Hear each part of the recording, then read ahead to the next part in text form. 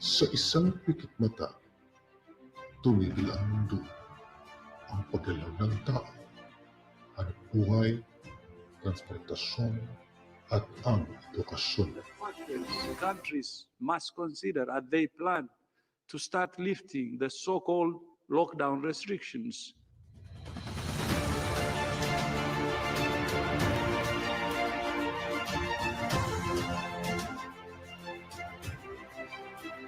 To the uniformed services natin dito, Air Force flying almost with non-stop, delivering the medicines and medical kits required.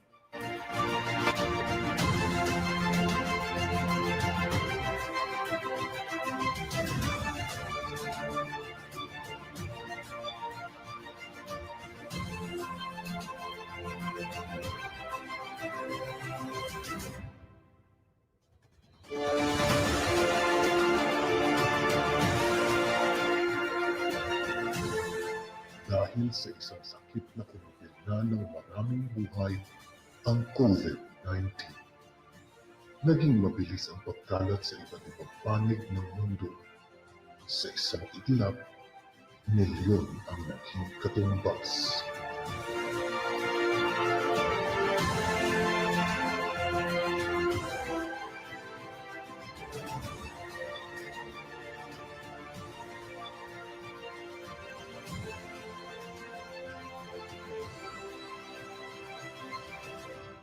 Kung kaya't naging malaking dagok para sa kagawaran ng edukasyon ang biglang pagtigil ng pagkatuto ng mga mag-aaral nang hindi inaasahan.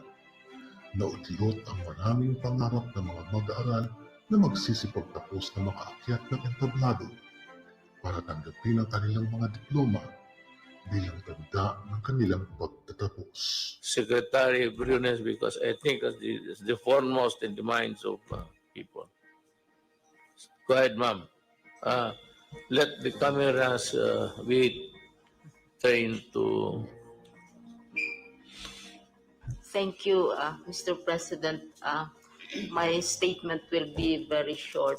It's based on a letter which I wrote to you after you made your statement about not allowing the opening of classes. Masusing pinag-aralan ng kagawaran ang mga hakbang na gagawin para malampasan ang malaking hamon ito sa edukasyon.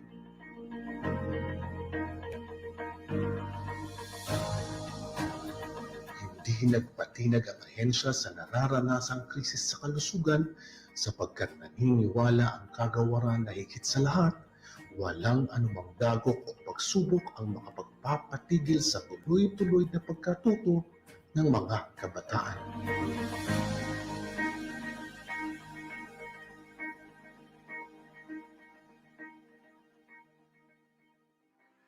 Kung kaya't sa pamumuno ng Tanggapang Nasyonal ng Kagawaran ng Edukasyon tungo sa Tanggapang Pangrehiyon ng Calabarzon hanggang sa Tanggapang Pangdibisyon ng Santa Rosa sa pakikipagtulungan ng pamahalang lungsod, ang malaking hamong ito ay maitatawid ng pagtutulungan ng bawat sangay. Masusing sinaliksik ng Kagawaran ng Edukasyon ang pag-aaral sa Basic Education Learning Continuity Plan o BELCP, kung saan ay isa itong balangkas sa pagpapaunlad ng sistema ng edukasyon sa panahon ng mga krisis o sakuna. Kabilang sa mga mahalagang bahagi ng planong ito ay ang mga sumusunod: pagsususog ng K-12 curriculum sa Most Essential Learning Competencies o mas kilala sa tawag na MELC. Ang pagkakaroon ng mga multiple learning modalities na maaaring pagpilian ng mga mag-aaral para sa mas ligtas na pag-aaral sa panahon ng mga sakuna o krisis sa kalusugan, tulad ng blended learning at distance learning. Ang paghahanda ng mga guro at ng mga pamunuan ng mga paaralan para sa mga learning modalities na ito. Ang paghahanda ng mga paaralan para sa mas ligtas na kalusugan ng mga mag-aaral, guro at mga kawani sa pamamagitan ng proyektong Brigada Eskwela at Oplan Balik Eskwela at mga usaping pinansyal para sa mga pangangailangan ng bawat paaralan. Sa pangunguna pa rin ang Kagawaran ng Edukasyon ang agarang inilunsad ng paggamit ng Most Essential Learning Competencies o MELC sa buong bansa. Hangarin ng MELC ang pagpatuloy ng K-12 curriculum ng may diinang pag-aaral sa bawat itinakdang mga aralin. Ang paglulunsad nito ay hindi lamang pagtugon sa mga hamon na ating kinaharap ngayong krisis sa kalusugan. Pagkus ito rin ay bahagi ng kagawaran para sa matagalang sagot sa matibay na sistema ng ating edukasyon sa mga panahon ng mga krisis at sakuna na maaaring magamit bilang bagong mekanismo sa seguridad ng pagpapatuloy ng edukasyon sa pamamagitan ng dimensyon sa kurikulum. Agara namang tumugon ang kagawarang pangrehiyon sa panawagan ng kagawarang pangnasyonal sa mabilis na pagpapakalap ito sa mga dibisyong kanilang mga nasasakupan. Sa panguna ng ating pangrehiyong Direktor Dr. Wilfredo E. Cabral at OIC Assistant Regional Director Ruth L. Fuentes, agad inilunsad ang programang Calabarzon Pivot 4AQ. Isang programang sumusuporta sa proyekto ng kagawaran ng edukasyon at sulong edukalidad. Layunin ng programang Calabarzon Pivot 4AQ ang mas lalong mapaunlad ang sistema ng edukasyon sa buong rehiyon ng Timog Katagalugan. Ang lahat ng proyekto sa ilalim ng Calabarzon Pivot 4AQ ay nakaangkla sa tatlong layunin: excellence, empowerment, and efficiency. Mas kilala sa tawag na Power of E. Naging mabilis ang pagtugon ng Dibisyon ng Santa Rosa sa pangunguna ni Dr. Manuela S. Tolentino, Schools Division Superintendent. Agarang nagpatawag ng mga pagpupulong sa mga opisyal ng dibisyon, kabilang na ang mga pamunuan mula sa iba't ibang paaralan ng lungsod. Masusing pinag-aralan ng pamunuan ng dibisyon ang Learning Continuity Plan na gagamitin ng bawat paaralan na aakma sa mga kakayahan ng mga mag-aaral at ng kanilang mga magulang. Masusing tinalakay din ng pamunuan ng dibisyon ang kautosang galing sa pangnasyonal at pangrehiyong tanggapan upang agaran itong maisagawa sa iba't ibang mga paaralan sa pangunguna ni Curriculum Implementation Division Chief Dr. Eugenia M. Ofred. Nagsagawa ng mga palagi ang pagpupulong ang buong dibisyon bilang pagtugon sa hamon na ating kinaharap. Ang pagsasagawa at pagsusulat ng modules ng mga mahuhusay na guro bilang lokal na materyales ng buong dibisyon na magagamit bilang karagdagang gawain ng mga mag-aaral. Ang mga guro ay sumailalim sa iba't ibang mga pagsasanay online o webinars para sa tamang paghahatid ng mga kaalaman sa mga mag-aaral sa gitna ng krisis na ating kinaharap. Naganap din ang mga dry run ng distributions of modules at online classes sa iba't ibang paaralan ng lungsod na nilahukan ng mga magulang na taos-pusong sumusuporta sa layunin ng DepEd matapos ang mga araw na iginugol ng mga guro sa pagpapaimprenta ng mga modules. Sa buong pagsuporta ng pamahalaang lungsod ng Santa Rosa sa pangunguna ng butihing punong lungsod, Mayor Arlene B. Arcillas, na may malaking paniniwala sa hangarin ng kagawaran sa pagpapatuloy ng edukasyon sa gitna ng krisis sa kalusugan. Naganap ang isang mahalagang pagpupulong sa pagitan ng SDO Santa Rosa at ng lokal na pamahalaan. Ang pagpupulong na ito ay tumalakay sa pagbibigay suporta ng pamahalaang panglungsod sa dibisyon, kung saan ay magbibigay ang lokal na pamahalaan ng mga tablets at iba pang mga gadgets sa lahat ng mga mag-aaral ng lungsod mula sa ikatlong baitang hanggang ikalabindalawang baitang na siyang magsisilbing digital modules ng mga mag-aaral. Samantalang mananatiling gagamit ng mga modules ang mga mag-aaral mula kindergarten hanggang ikalawang baitang, sapagkat naniniwala ang mga guro na kailangang matutukan ang mga mag-aaral sa mga nasabing baitang gamit ang tradisyon ng pagtuturo. Magiging daan din ang mga tablets na ito bilang mga e-book kung saan ay nakapanood na ang mga modules bago pa man ipamahagi ang mga ito sa mga mag-aaral. At upang makapag-aral na rin ang mga mag-aaral, kahit walang internet connection sa kanilang mga tahanan. Ito ang pinakamabisang paraan na ginawa ng kagawaran ng edukasyon Dibisyon ng Santa Rosa para matugunan ang hamon na ating kinaharap ngayon, sapagkat naniniwala ang dibisyon na walang batang Rosenyan ang dapat na maiwan sa pagpapatuloy ng kanilang pag-aaral. Handang-handa na ang dibisyon ng Santa Rosa sa pag-harap sa malaking hamon ito sa ating edukasyon. Handa ang isip, handa bukas.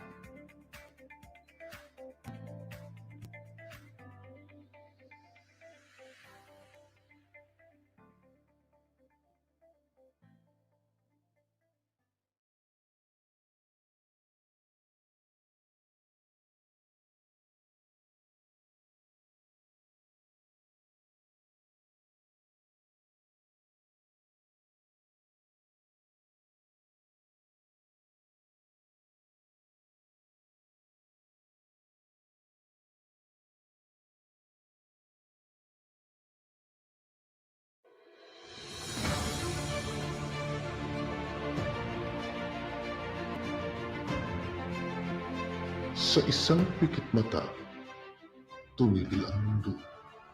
Ang paggalaw ng tao, hanap buhay, transportasyon, at ang edukasyon. Factors countries must consider as they plan to start lifting the so-called lockdown restrictions.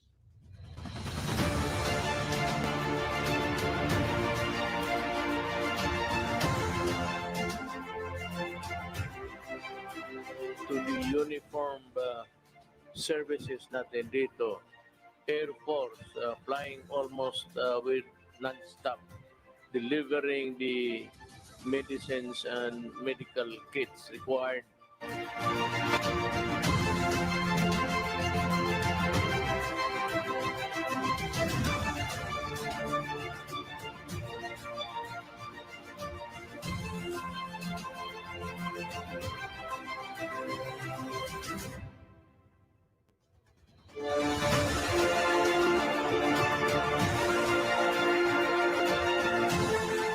Dahil sa isang sakit na kumapirna ng maraming buhay, ang COVID-19. Naging mabilis ang pagkalat sa iba't ibang panig ng mundo. Sa isang iglap, milyon ang naging katumbas.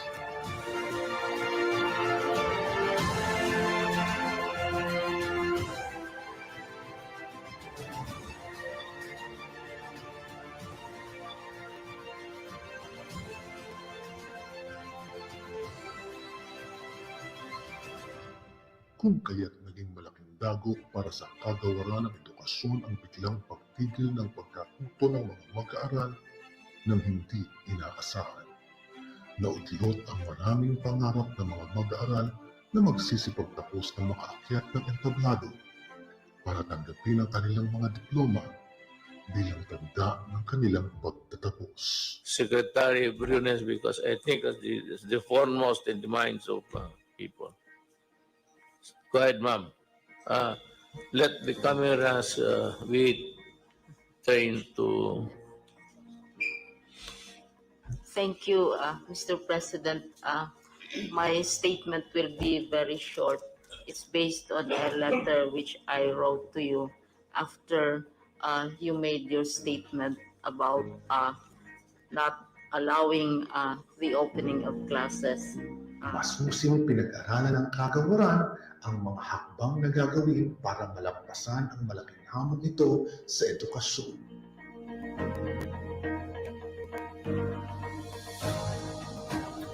Hindi nagpatinag ang ahensya sa nararanasang krisis sa kalusugan sapagkat naniniwala ang kagawaran na higit sa lahat, walang anumang dagok o pagsubok ang makapagpapatigil sa tuloy-tuloy na pagkatuto ng mga kabataan.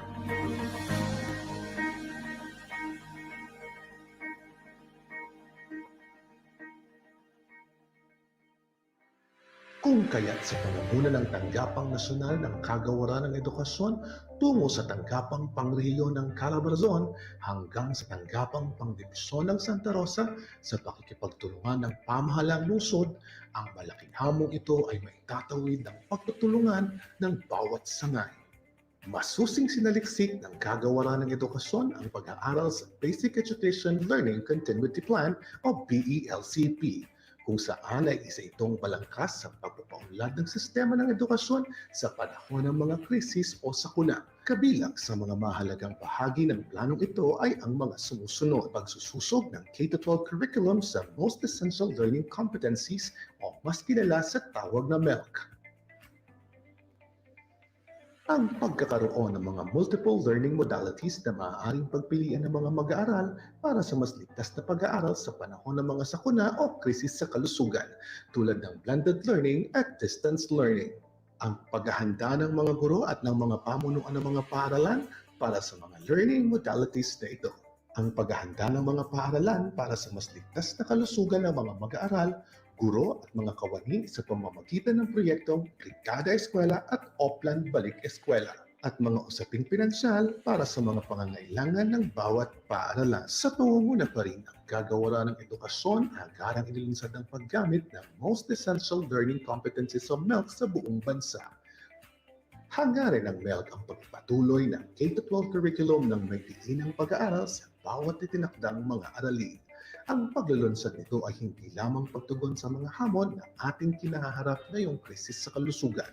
Pagkus ito rin ay bahagi ng kagawaran para sa matagalang sagot sa matibay na sistema ng ating edukasyon sa mga panahon ng mga krisis at sakuna na maaaring magamit bilang bagong mekanismo sa seguridad ng pagpapatuloy ng edukasyon sa pamamagitan ng dimensyon sa kurikulo. Agara namang tumugon ang kagawarang pangrehiyon sa panawagan ng kagawarang pangnasyonal sa mabilis na pagpapakalap nito sa mga dibisyong kanilang mga nasasakupan. Sa panguna ng ating pangrehiyong Direktor Dr. Rafael E. Cabral at OIC Assistant Regional Director Ruth L. Puentes, agad inilunsad ang programang Calabarzon Pivot 4AQ, isang programang sumusuporta sa proyekto ng kagawaran ng edukasyon at sulong edukalidad. Layunin ng programang Calabarzon Pivot 4AQ ang mas lalong mapaunlad ang sistema ng edukasyon sa buong rehiyon ng Timog Katagalugan. Ang lahat ng proyekto sa ilalim ng Calabarzon Pivot 4AQ ay nakaangkla sa tatlong layunin: excellence, empowerment, and efficiency, o mas kilala sa tawag na Power of E. Naging mabilis ang pagtugon ng Dibisyon ng Santa Rosa sa pangunguna ni Dr. Manuela S. Tolentino, Schools Division Superintendent. Agarang nagpatawag ng mga pagpupulong sa mga opisyal ng dibisyon, kabilang na ang mga pamunuan mula sa iba't ibang paaralan ng lungsod.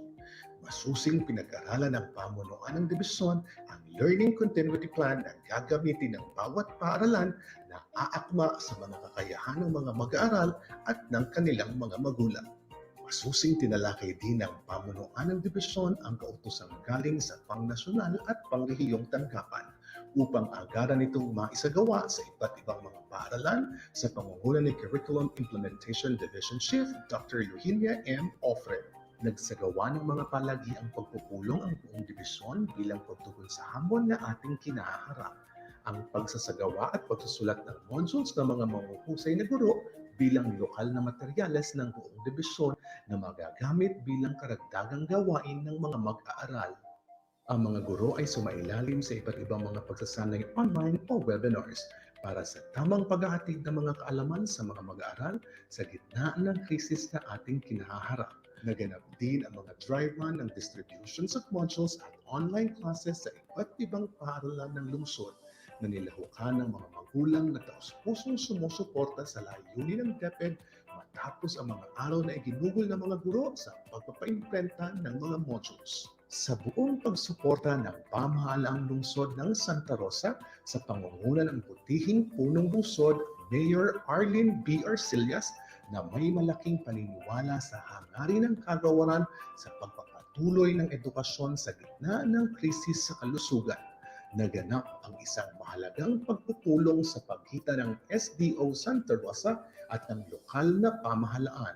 Ang pagpupulong na ito ay tumalakay sa pagbibigay suporta ng pamahalaang panglungsod sa dibisyon, kung saan ay magbibigay ang lokal na pamahalaan ng mga tablets at iba pang mga gadgets sa lahat ng mga mag-aaral ng lungsod mula sa ikatlong baitang hanggang ikalabindalawang baitang na siyang magsisilbing digital modules ng mga mag-aaral.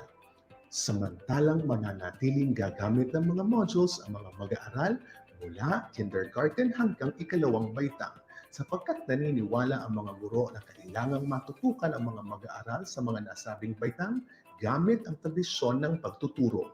Magiging daan din ang mga tablets na ito bilang mga e-book kung saan ay nakapaloob na ang mga modules bago pa man ipamahagi ang mga ito sa mga mag-aaral. At upang makapag-aral na rin ang mga mag-aaral, kahit walang internet connection sa kanilang mga tahanan. Ito ang pinakamabisang paraan na ginawa ng kagawaran ng edukasyon Dibisyon ng Santa Rosa para matugunan ang hamon na ating kinaharap ngayon, sapagkat naniniwala ang dibisyon na walang batang Rosenyan ang dapat na maiwan sa pagpapatuloy ng kanilang pag-aaral. Handang-handa na ang dibisyon ng Santa Rosa sa pagharap sa malaking hamon ito sa ating edukasyon. Handa ang isip, handa bukas.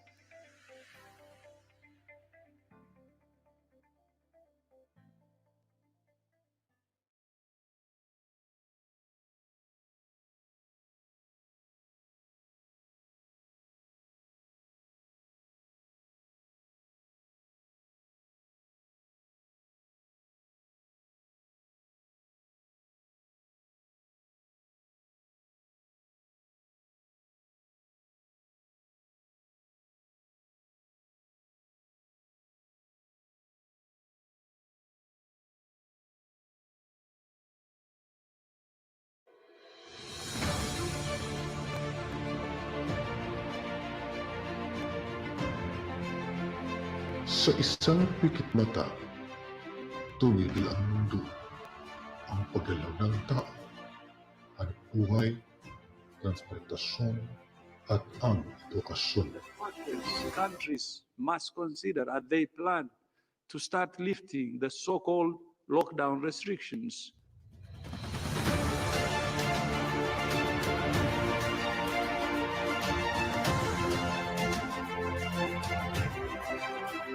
To the uniform services natin dito, Air Force flying almost with non-stop, delivering the medicines and medical kits required.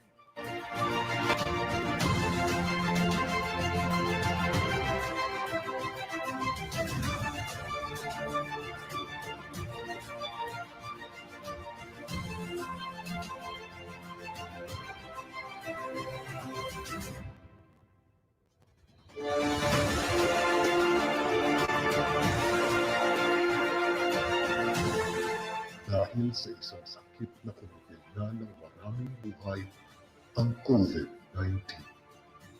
Naging mabilis ang pagkalat sa iba't ibang panig ng mundo. Sa isang iglap, milyon ang naging katumbas.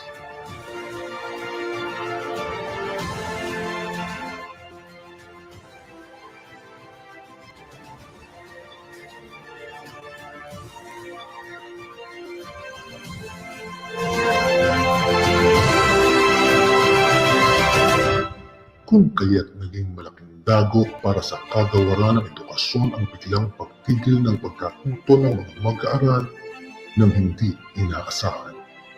Naudlot ang maraming pangarap ng mga mag-aaral na magsisipagtapos na makaakyat ng entablado para tanggapin ang kanilang mga diploma bilang tanda ng kanilang pagtatapos. Secretary Briones, because I think it's the foremost in the minds of people. Go ahead, ma'am. Let the cameras be trained to... Thank you, Mr. President. My statement will be very short. It's based on a letter which I wrote to you after you made your statement about not allowing the opening of classes. Masusing pinag-aralan ng kagawaran ang mga hakbang na gagawin para malampasan ang malaking hamon ito sa edukasyon.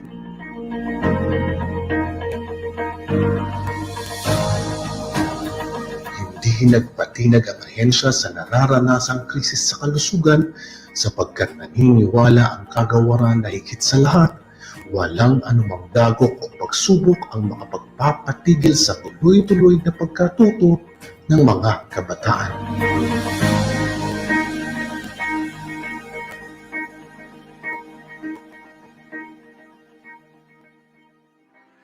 Kung kaya't sa pamumuno ng Tanggapang Nasyonal ng Kagawaran ng Edukasyon tungo sa Tanggapang Pangrehiyon ng Calabarzon hanggang sa Tanggapang Pangdibisyon ng Santa Rosa sa pakikipagtulungan ng pamahalang lungsod, ang malaking hamong ito ay maitatawid ng pagtutulungan ng bawat sangay. Masusing sinaliksik ng Kagawaran ng Edukasyon ang pag-aaral sa Basic Education Learning Continuity Plan o BELCP, kung saan ay isa itong balangkas sa pagpapaunlad ng sistema ng edukasyon sa panahon ng mga krisis o sakuna. Kabilang sa mga mahalagang bahagi ng planong ito ay ang mga sumusunod: pagsususog ng K-12 curriculum sa Most Essential Learning Competencies o mas kilala sa tawag na MELC. Ang pagkakaroon ng mga multiple learning modalities na maaaring pagpilian ng mga mag-aaral para sa mas ligtas na pag-aaral sa panahon ng mga sakuna o krisis sa kalusugan, tulad ng blended learning at distance learning. Ang paghahanda ng mga guro at ng mga pamunuan ng mga paaralan para sa mga learning modalities na ito. Ang paghahanda ng mga paaralan para sa mas ligtas na kalusugan ng mga mag-aaral, guro at mga kawani sa pamamagitan ng proyektong Brigada Eskwela at Oplan Balik Eskwela at mga usaping pinansyal para sa mga pangangailangan ng bawat paaralan. Sa pangunguna pa rin ang Kagawaran ng Edukasyon, agarang inilunsad ng paggamit ng Most Essential Learning Competencies o MELC sa buong bansa. Hangarin ng MELC ang pagpatuloy ng K-12 curriculum ng may diinang pag-aaral sa bawat itinakdang mga aralin.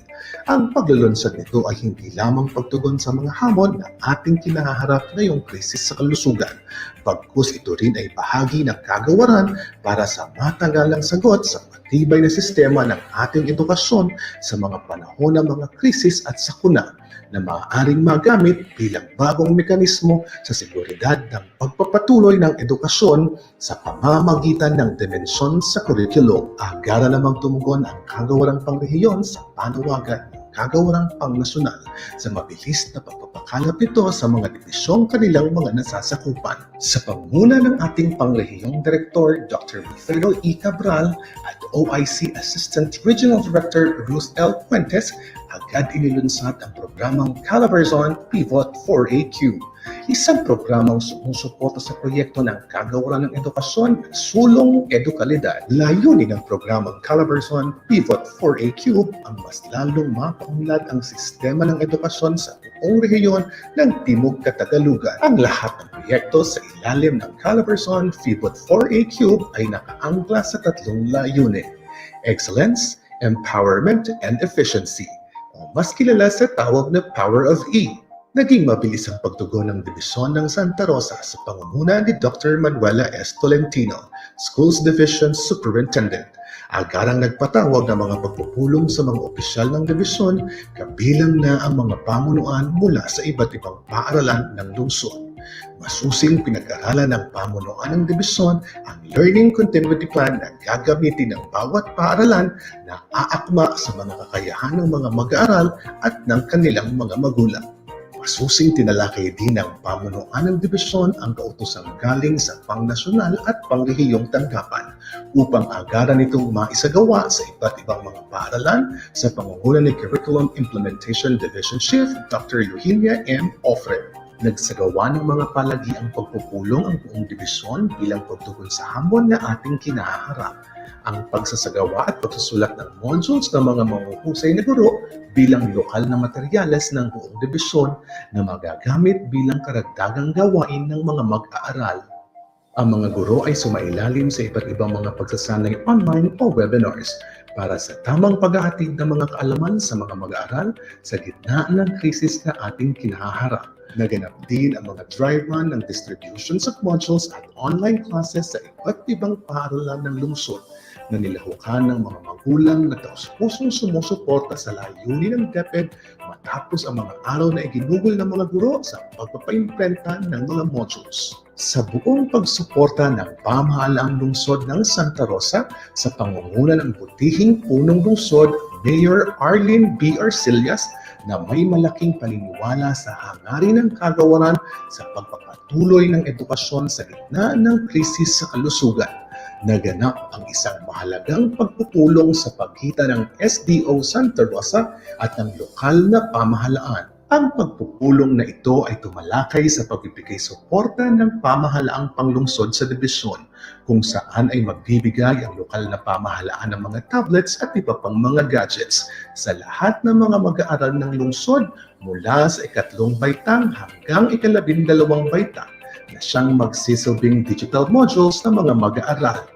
Samantalang mananatiling gagamit ng mga modules ang mga mag-aaral mula kindergarten hanggang ikalawang baitang sapagkat naniniwala ang mga guro na kailangang matutukan ang mga mag-aaral sa mga nasabing baitang gamit ang tradisyon ng pagtuturo. Magiging daan din ang mga tablets na ito bilang mga e-book kung saan ay nakapaloob na ang mga modules bago pa man ipamahagi ang mga ito sa mga mag-aaral. At upang makapag-aral na rin ang mga mag-aaral, kahit walang internet connection sa kanilang mga tahanan. Ito ang pinakamabisang paraan na ginawa ng kagawaran ng edukasyon Dibisyon ng Santa Rosa para matugunan ang hamon na ating kinaharap ngayon sapagkat naniniwala ang dibisyon na walang batang Rosenyan ang dapat na maiwan sa pagpapatuloy ng kanilang pag-aaral. Handang-handa na ang dibisyon ng Santa Rosa sa pagharap sa malaking hamon ito sa ating edukasyon. Handa ang isip, handa bukas.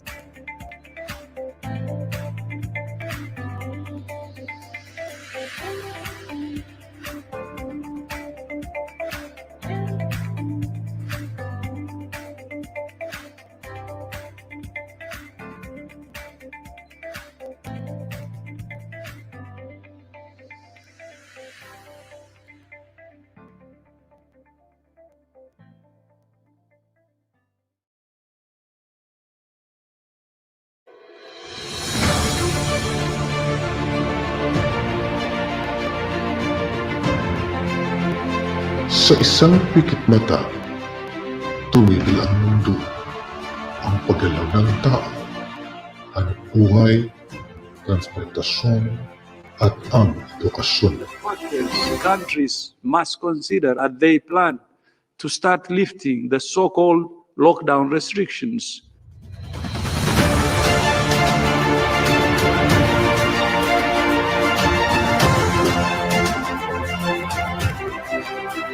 To the uniformed services natin dito, Air Force flying almost with non-stop, delivering the medicines and medical kits required.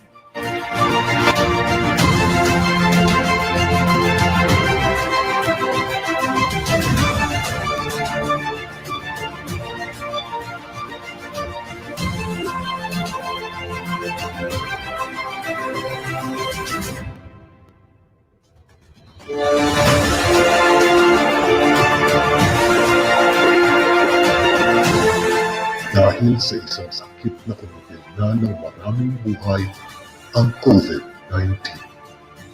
Naging mabilis ang pagkalat sa iba't ibang panig ng mundo. Sa isang iglap, milyon ang naging katumbas.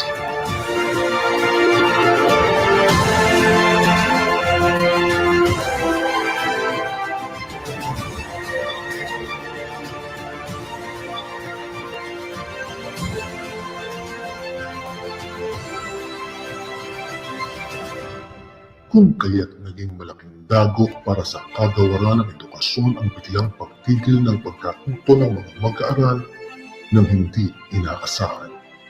Naudlot ang maraming pangarap ng mga mag-aaral na magsisipagtapos na makaakyat ng entablado para tanggapin ang kanilang mga diploma bilang tanda ng kanilang pagtatapos. Secretary Briones, because I think that is the foremost in the minds of people. Go ahead, ma'am. Let the cameras be trained to... Thank you, Mr. President. My statement will be very short. It's based on a letter which I wrote to you after you made your statement about not allowing the opening of classes. Masusing pinag-aralan ng kagawaran ang mga hakbang na gagawin para malampasan ang malaking hamon ito sa edukasyon.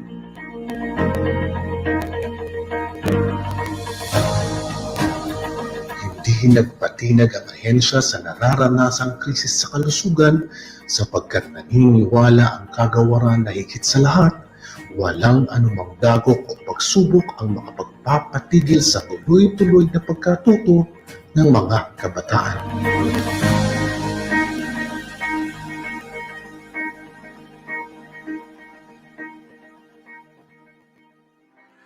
Kung kaya't sa pangunan ng Tanggapang Nasyonal ng Kagawaran ng Edukasyon tungo sa Tanggapang Pangrehiyon ng Calabarzon hanggang sa Tanggapang Pangdibisyon ng Santa Rosa sa pakikipagtulungan ng pamahalang lungsod, ang malaking hamong ito ay maitatawid ng pagtutulungan ng bawat sangay.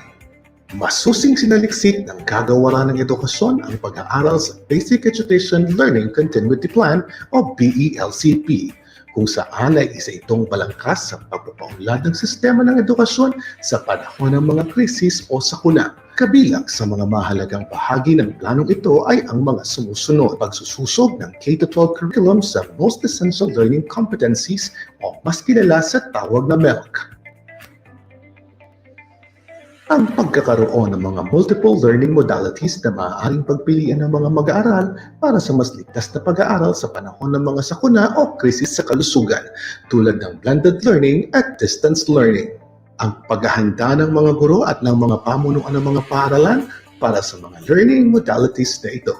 Ang paghahanda ng mga paaralan para sa mas ligtas na kalusugan ng mga mag-aaral, guro at mga kawani sa pamamagitan ng proyektong Brigada Eskwela at Oplan Balik Eskwela at mga usaping pinansyal para sa mga pangangailangan ng bawat paaralan. Sa pangunguna pa rin ang Kagawaran ng Edukasyon, agarang inilunsad ang paggamit ng Most Essential Learning Competencies o MELC sa buong bansa.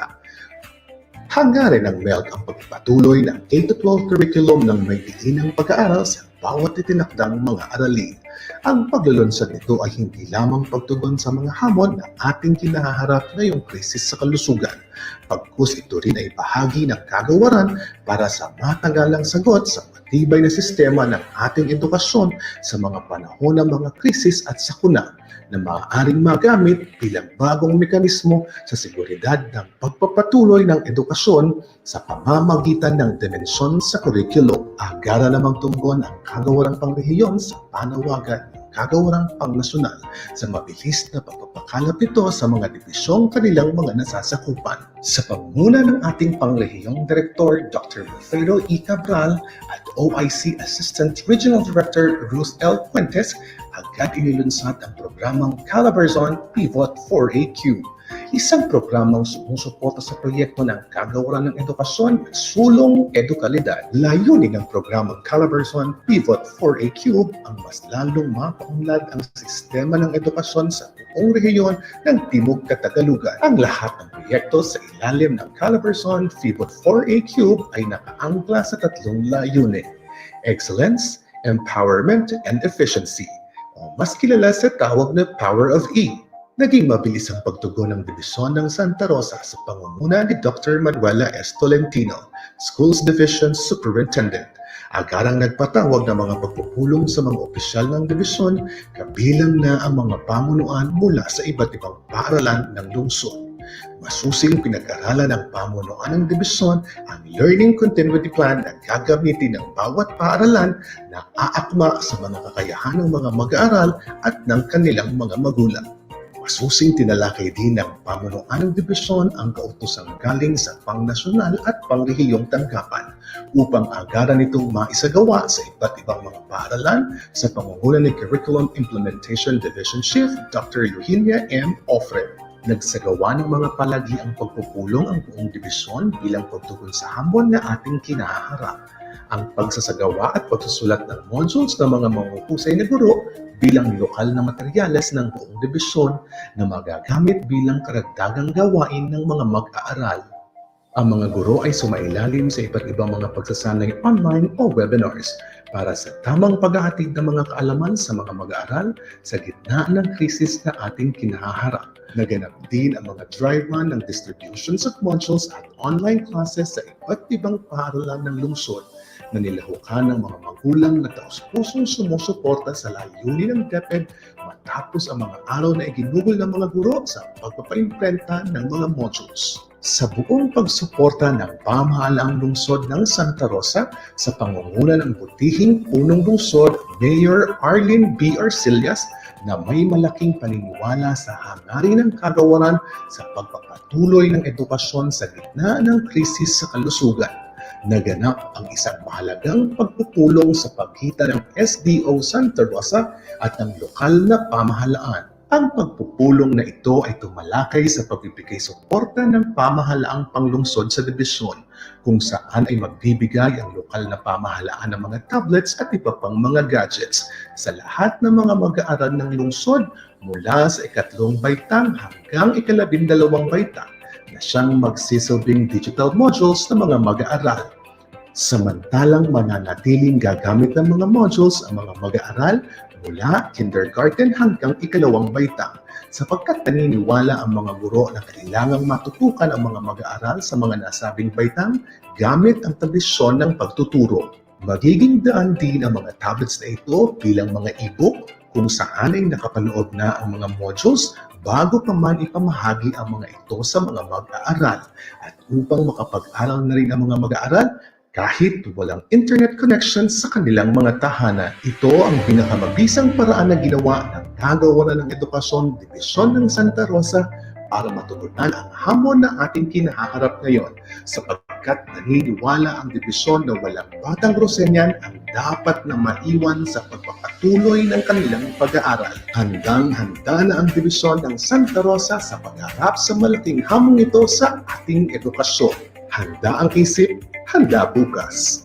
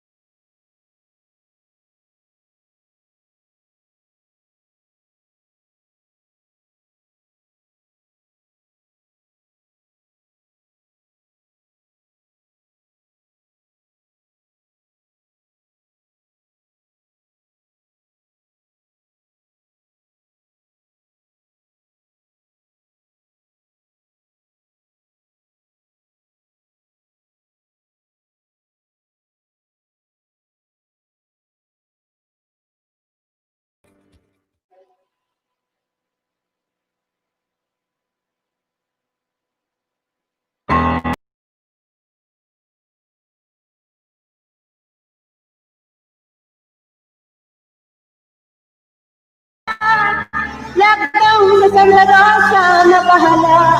Pangamba ay naramdaman, hindi alam ang gagawin na quarantine. Work from home kami, maganda na. Isipin na, CIDI na plano sa Europe ay nakaraan. Tatat ng kalooban ang panlaban natin upang matapanan ang kalabang pandemya. CID Club, laban tayo, huwag susuko, kayang-kaya natin ito. Kapit kay Lord, pandemya, goodbye para sa bata. Edukasyon, sila life, laban lang. We will survive. Layunin ng CID, paigtingin natin ang life. Tulong at kalidad, we believe in miracles. We will survive. We will survive. Go, go!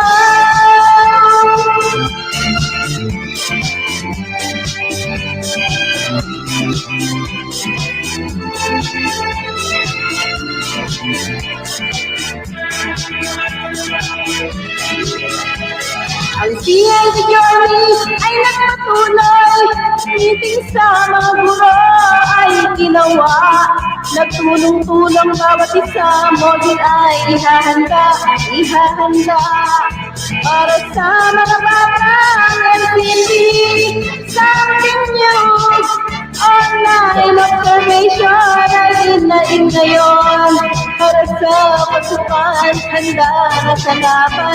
Blended learning narito na, CID ay on the ground, CID go! Laban tayo, huwag susuko, kayang-kaya natin to. Kapit kay Lord, pandemya, goodbye para sa bata. Edukasyon, still life, laban lang.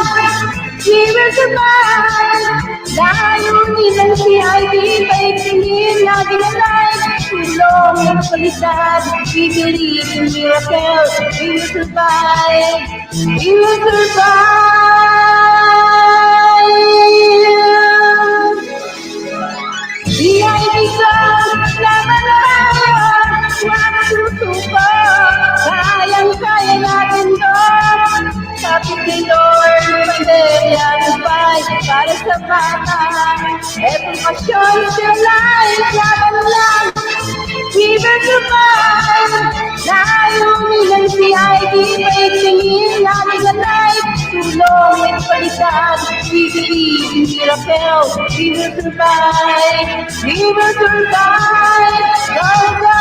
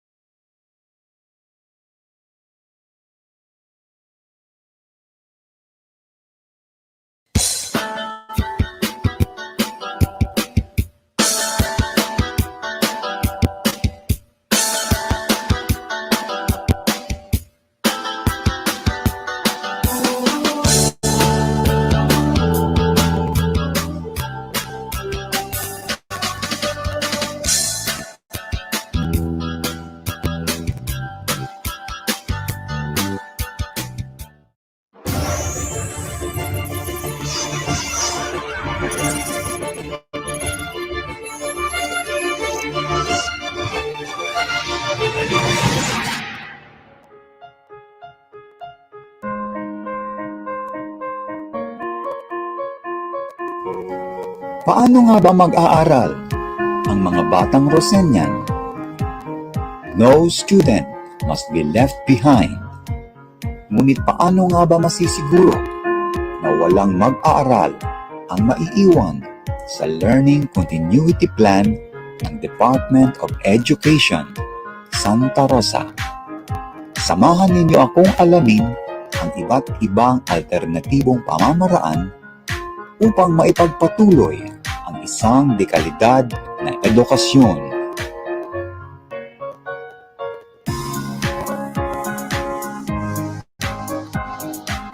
May dalawang pagpipilian ng mga mag-aaral depende sa kanilang kapasidad. Ito ay ang modular distance learning sa pamamagitan ng printed modules, digitized modules, at ang online distance learning. Lahat ng ito ay ating aalamin. Sa ilalim ng modular distance learning, gamit ang printed modules, hindi kailangan ng anumang gadget upang makapag-aral. Ang mga SRC kits na naglalaman ng modules, guide for facilitator, individual learning plan, at activity sheets ay ibibigay upang pag-aralan at sagutan sa loob ng tahanan. Ito ay maaaring makuha sa paaralan o i-deliver ng padyak edukalidad. Bibigyan lamang ng takdang oras kung kailan ito ibabalik. Paano? Maaaring magulang o ipadala sa mga kawani ng inyong barangay. Kaya naman, no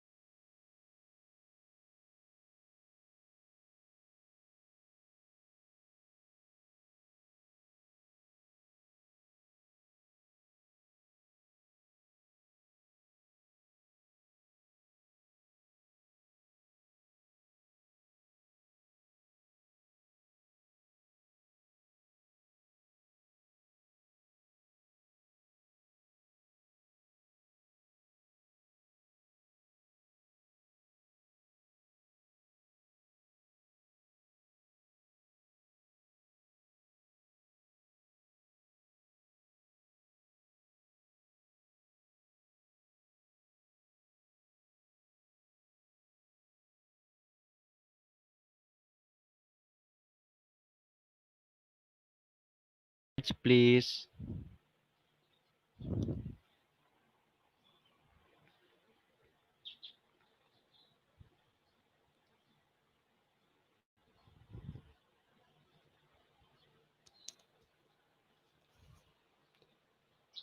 So we will start with the singing of the national anthem, and then the opening prayer and the singing of the Santa Rosa hymn.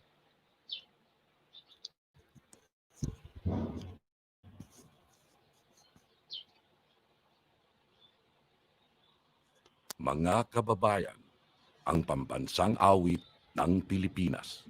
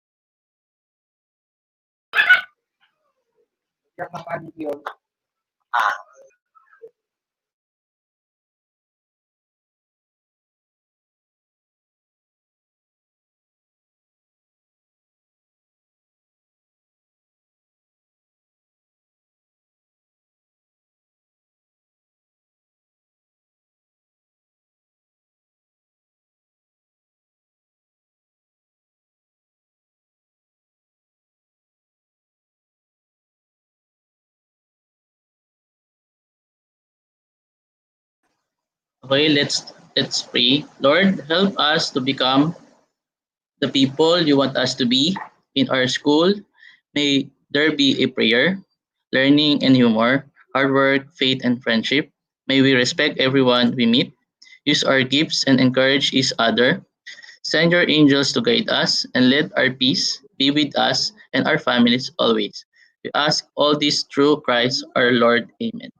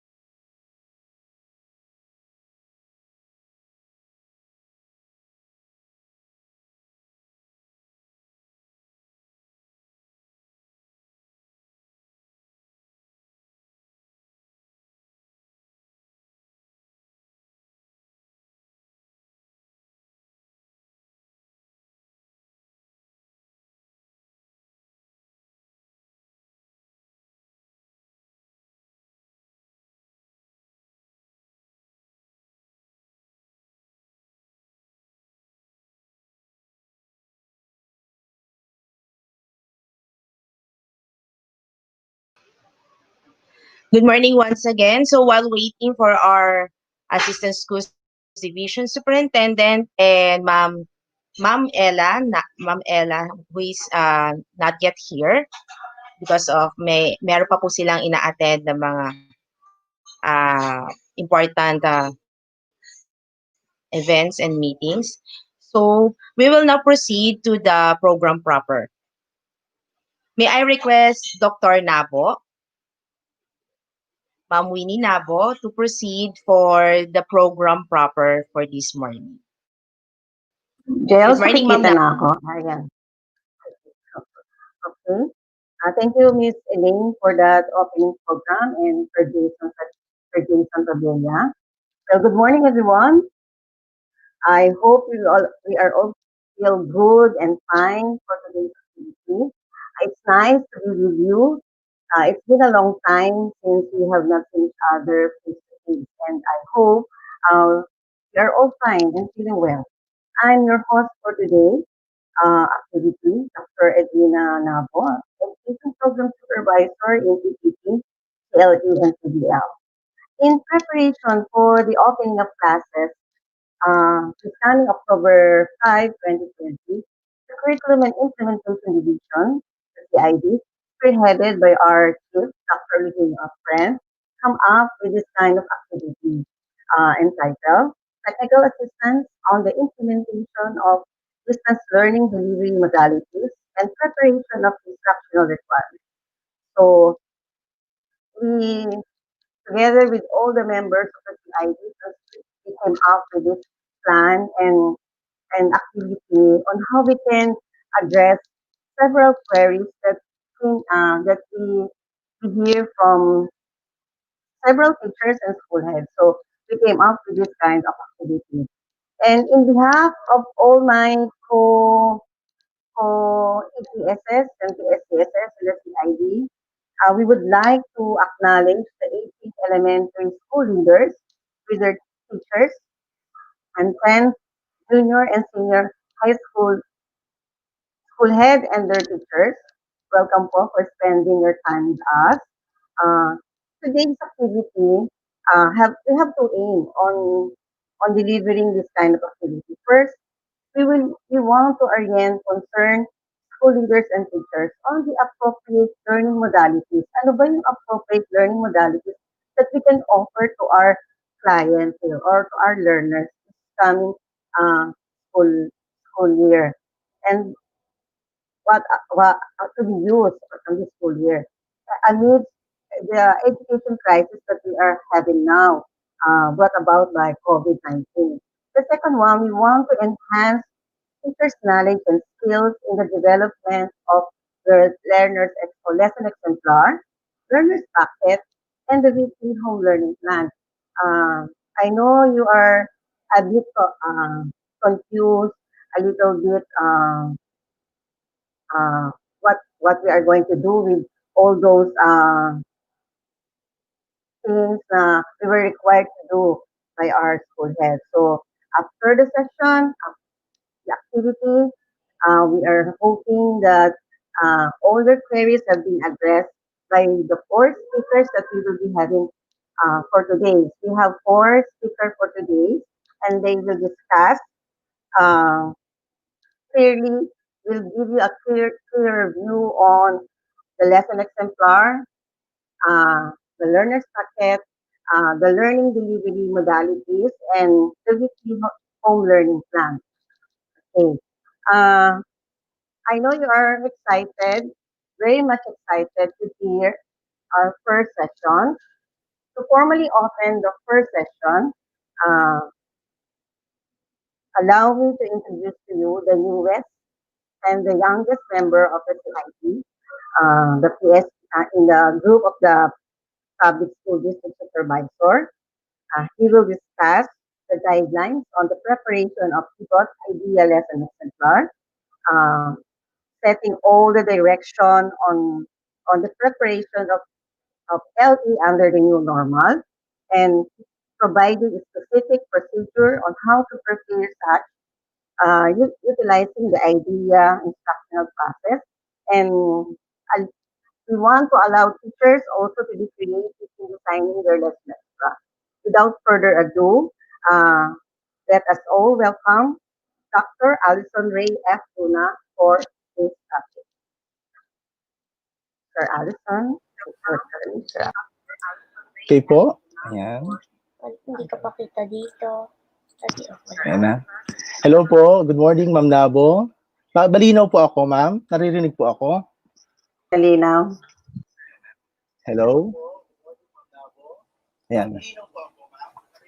Okay na. Okay po. So, teka lang.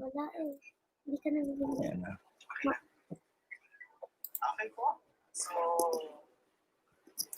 Okay po, so good morning, my dear teachers. Good morning to all the school heads of the Division of Santa Rosa City. So for this morning, my task is to present to you the guidelines on the preparation of lesson exemplar. So I am Dr. Allison Ray F. Luna, and I will be your facilitator for this morning.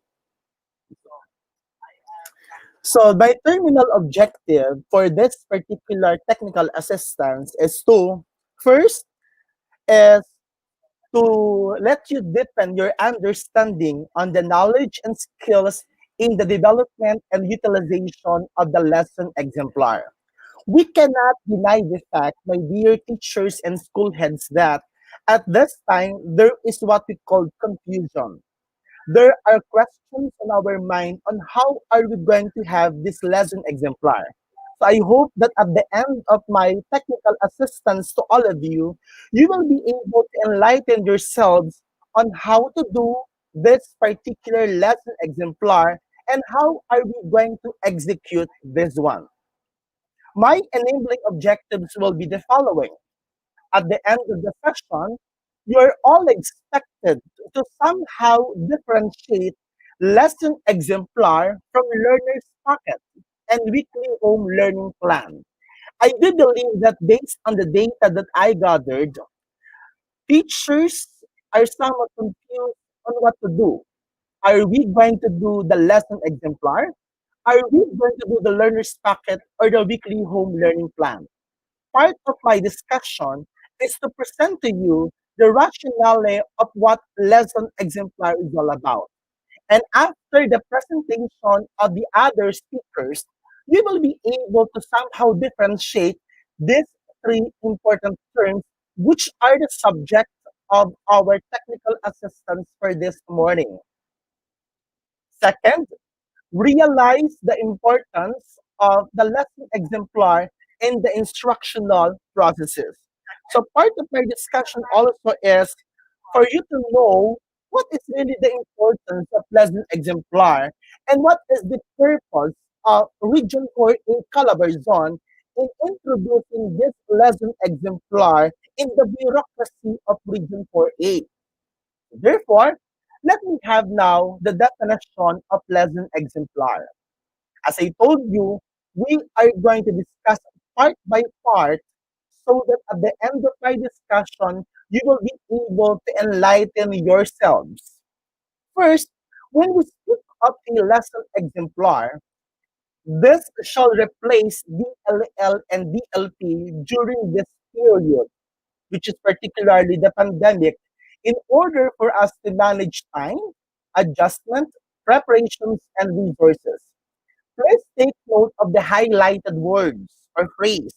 Replace the DLL and DLP because the parts of the lesson plan is stipulated on the Department Order number 42 series of 2016. It enumerated the different parts of the lesson plan. But when we speak of the lesson exemplar, it is an abridged and refined format of the DLL, which was stipulated under Depth Order number 42. So at this time, the parts of the DLL under the Department Order number 42 are subsumed to lesson exemplar. So based here, this is for us to manage time, adjustment, preparations, and resources. Later on my discussion, I am going to show you the similarities of the lesson exemplar with regard to the Depth Order lesson plan, which is stipulated under Depth Order number 42, series of 2016. What are the legal basis for this one? For our region, we do have two legal bases. These are the Regional Memorandum 296 series of 2020, which is all about the guidelines of the Pivot IDEA lesson exemplar. And based here, according to DepEd or Regional Memorandum number 296, it says here that the lesson exemplar is the abridged and refined format of the lesson plan stipulated under DepEd Order number 42. The parts are subsumed into four, and that's the IDEA framework. And please be reminded also that your lesson exemplar will also serve as your MOV for your IPCRF at the end of the school year. That is why the lesson exemplar is very important on the part of the teachers. Second one, we also have the Regional Order number 10 series of 2020. For Regional Order number 10, you are going to see here, or you are going to read here, the budget report, at the same time the MELT, and the enabling objectives and the target days in order for a certain competencies to be taught. Meaning to say, these two legal bases will serve as your guide as you go along with in writing your lesson exemplar. And I am expecting also that at this time you do have the copy of these two legal bases so that you are going to be guided on whatever you are going to do for this particular academic year. This is the ICLEA framework where we anchor our pivot for pivot idea for a plan. Here, you are going to notice that based on the ICLEA framework, we do have the intent, the competencies, the learning experiences, and the assessment. Definitely for the intent, as teachers, we do have goals to our learners. We would like our learners to achieve something that will gonna make them a member of the society, something that will gonna improve their performance, something that will gonna mold them. Part of the ICLEA framework is the conceptualization of what we would like our learners to do, what we would like our learners to perform, and what we would like our learners to be in the future. Therefore, after identifying the certain intent, we are now going to have the competencies. The competencies are the set of skills that we are going to teach our learners in order for our intent to be materialized. And Region 4A Calabar Zone conceptualize what we call the essential learning competencies. That is why this particular learning competencies that we have became what we called the flagship program of Region 4A Calabar Zone. If you are going to remember, I think last year or 2 years ago, we introduced the regional curriculum matrix. And part of the regional curriculum matrix, we try to identify basic competencies that should be mastered. And we do have what we call the implementation of that to certain schools. But here comes the pandemic, and according to our DepEd secretary, there is no pandemic, there is no situation that will definitely hinder the offering of quality education to our learners. Therefore, after conceptualizing the most essential learning competencies and the enabling objectives, we are now going to have what learning experiences are we going to provide to our learners. Learning experiences can deal or can go with the modalities of delivery that we are going to offer to our learners given the situations that we are facing right now. But I would like to emphasize to you that after you identify the modalities of delivery that we are going to offer to our learners, here comes now the presence of the idea framework. We have the introduce, the develop, the engagement, and the assimilation part. Because as teachers, we are going to materialize our competencies and intention to the learning experiences that we are going to provide to our learners. These particular learning experiences can be somehow put into practice using or following the idea framework. And then after we provided the learning experiences to our learners, we are now going to assess. Assess if the programs are effective. Assess if we are able to achieve our purpose. Assess if we are going to somehow change some parts of the programs that we have. That is why assessment is very important. I would like to present to you the idea instructional process based on the ICLEA framework. If you are going to notice, for the intent, we do have here the learning outcomes. What we would like to have at the end of a certain process or instructional process that we are going to have. The second one is the content. The content definitely will revolve around the K-12 curriculum. And based on our understanding, when we speak of the K-12 curriculum, it will definitely offer, it will definitely involve informing the students or learners for them to acquire higher education, for them to develop a lifelong learning skills, for them to develop the 21st century skills so that they will be ready for the fourth industrial revolution. Sabi nga, this particular pandemic is a shortcut of whatever plans that we had in the past. If you are going to notice based on the different articles, we all dream to come up with an online-based instruction. We would like to somehow innovate the delivery of instruction that we are offering to our learners. Pinadali lang ni pandemic. Ibig sabihin, lahat ng plano natin ay naisagawa at naiayos because we would like to offer to our learners the best quality of education. And then, learning experiences, here comes now the presence of the IDEA. You are going to notice that there are skills here.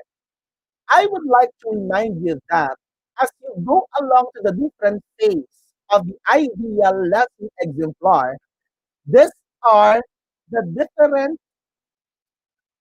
skills that need to be developed in every phase. For the I, which is the introduction, we need to develop the communication skills of our learners. For the D, we are going to develop the collaboration skills. For the E, we are going to develop the critical thinking.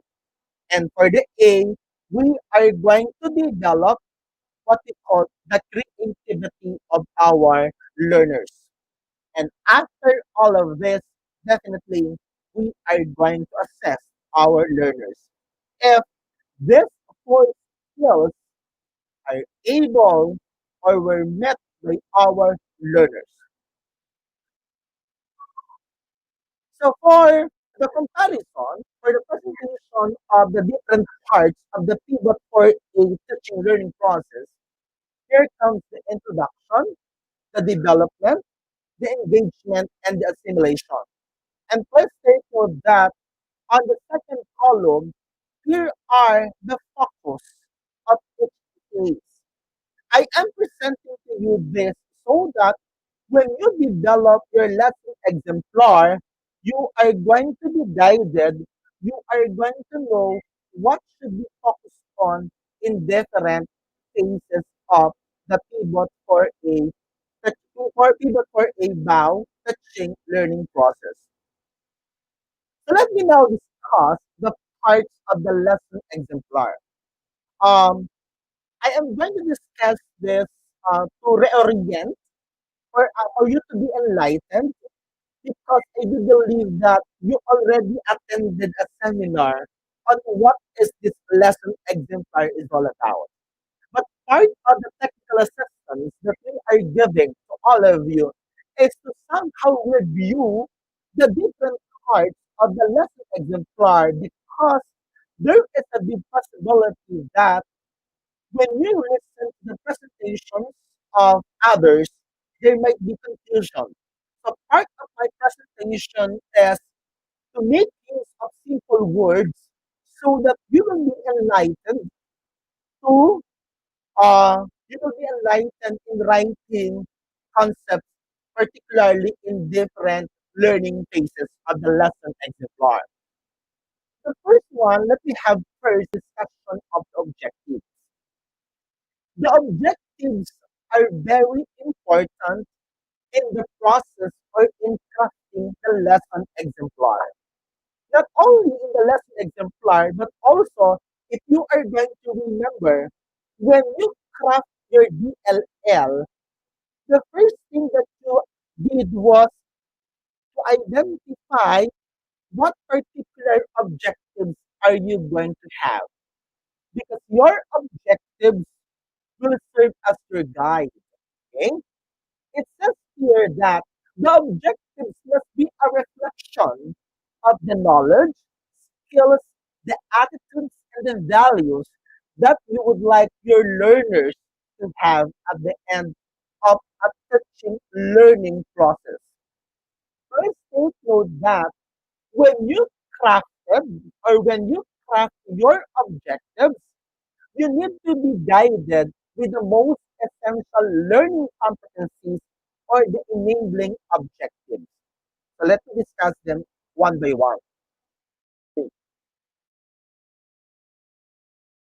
When you craft your lesson exemplar, you need to have your curriculum guide because part of your lesson exemplar is what we call the content standards and the performance standards.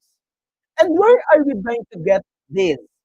You are going to get this from the curriculum guide released by the Department of Education. So here comes now an example of the lessons exemplar. Here comes now the content standards and the performance standards. Where are we going to get this one? We are going to get this from the curriculum guide. Next one. Next one. And then after you do have your content standards and the performance standards, you need to have the copy of the original order number 10, series of 2020, for you to have the most essential learning competencies and the enabling objectives. Again, the content standards and the performance standards can be taken from the curriculum guide. The most essential learning competencies and the enabling objectives we can have we can have the regional order number 10 as our basis. So the question is, sir, what about the objectives? Okay. There are modules wherein you are going to have the objectives. Same practice as you had on your in crafting your DLL. The objectives that you are going to write here are the objectives that you are going to use or that you are going to identify out of the mails given. Sir, are we going to copy the objectives stated on the modules? Definitely, you're not going to copy that. As teachers, what you are going to do is to conceptualize your own objectives, which you think can be attainable and can be achievable based on the context of your learners. But this particular objectives that you are going to craft must be anchored on the most essential learning competencies that you have. That's why as teachers, you need to have the copy of the pivot for a budget of work. Ito po yun. So this is the melt, and out of the melt, you do have here the objectives. Later, I will discuss about the number of days to be taught. Okay? Para lang po malinaw sa ating lahat. Second, so this is the example of the information that you are going to see from regional order number 10. Okay. Nakikita niyo po doon, if there are numbers, this one, number 1, 2, 3, this is what we call the most essential learning competencies. And this particular most essential competency, for example, for number 1, should be taught for 4 days. Diba? At the same time, we have what we call this one. If there is no number, that is an example of an enabling objective. So, ibig sabihin po, the enabling objectives is what we call the prerequisite in order for the most essential learning competencies to be mastered. Therefore, the enabling objectives must be taught for or prior to the discussion or presentation of the most essential learning competencies. Makikita niyo po dito, this one and this one, they are grouped into one and they need to be taught into 4 days. So as a teacher, we need to identify how many days are we going to have for the enabling objectives and for the most essential learning competencies. Remember, your target is to teach the most essential learning competencies because this is a competency that needs to be mastered. But prior to that, if there are what we call enabling objectives or competencies given, it should be discussed prior to the discussion of topics related or relevant to the melts that you have. Okay po? So dito makikita nyo, one melt is equivalent to one lesson exemplar. Okay. For the content, same practice. You're going to identify the topic. For the references, you are going to have here. And then for the learning resources, you are going to have here the module that you are going to use.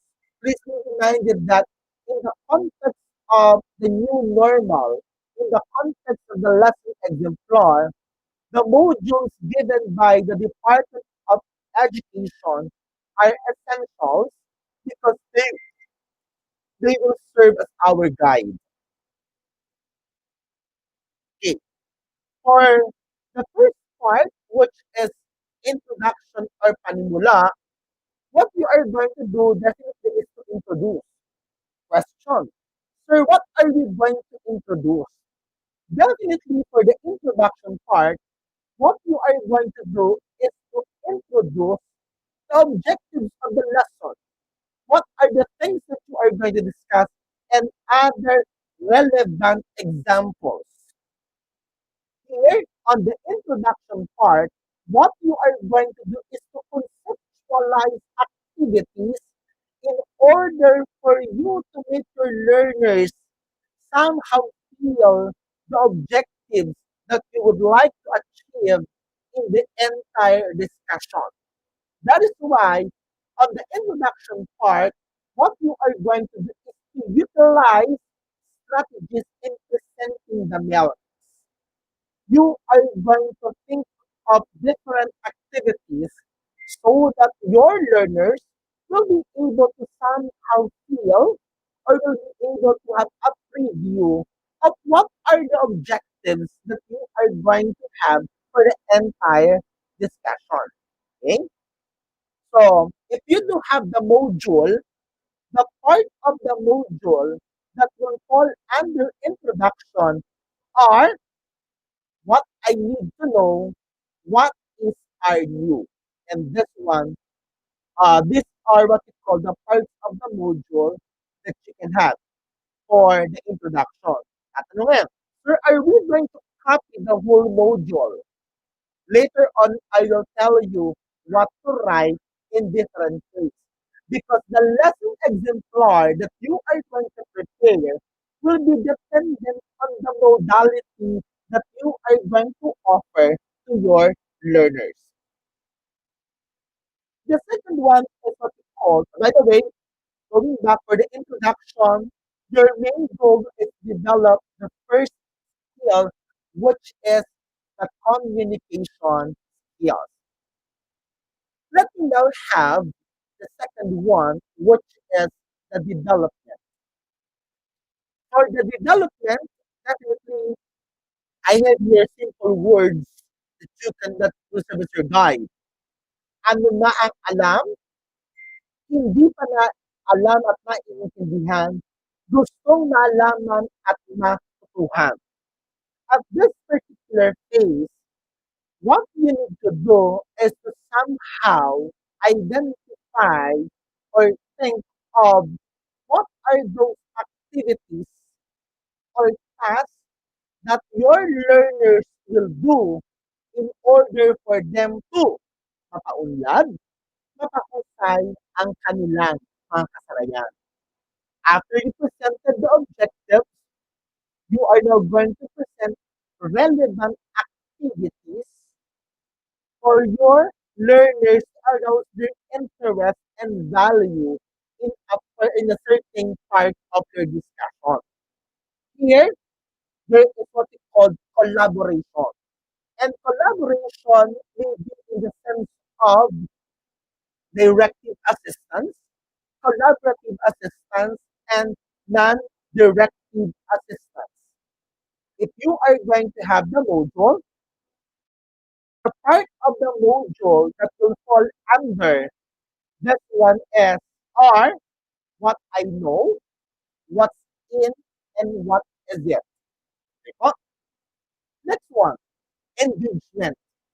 At this time, your learners will be allowed to be engaged to different activities in order for them to build the knowledge or balancing attitudes that you would like them to have.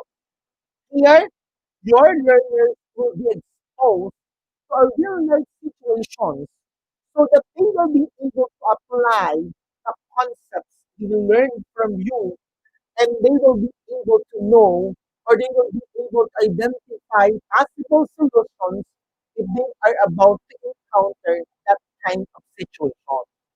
For the part of the module, here comes now what's more, what I can do, what other enrichment activities can I engage in. Remember, for the engagement part, your goal is to develop the third critical, the third skill, the third skill, which is the critical thinking. Here, you are going to let your learners think and decide among themselves on what should be the best solution to be given in a certain problem. Kaya nga sabi ko dyan, engagement, pakikipagtalihan. One, the last part is what we call the assimilation or what we in Filipino, paglalapat.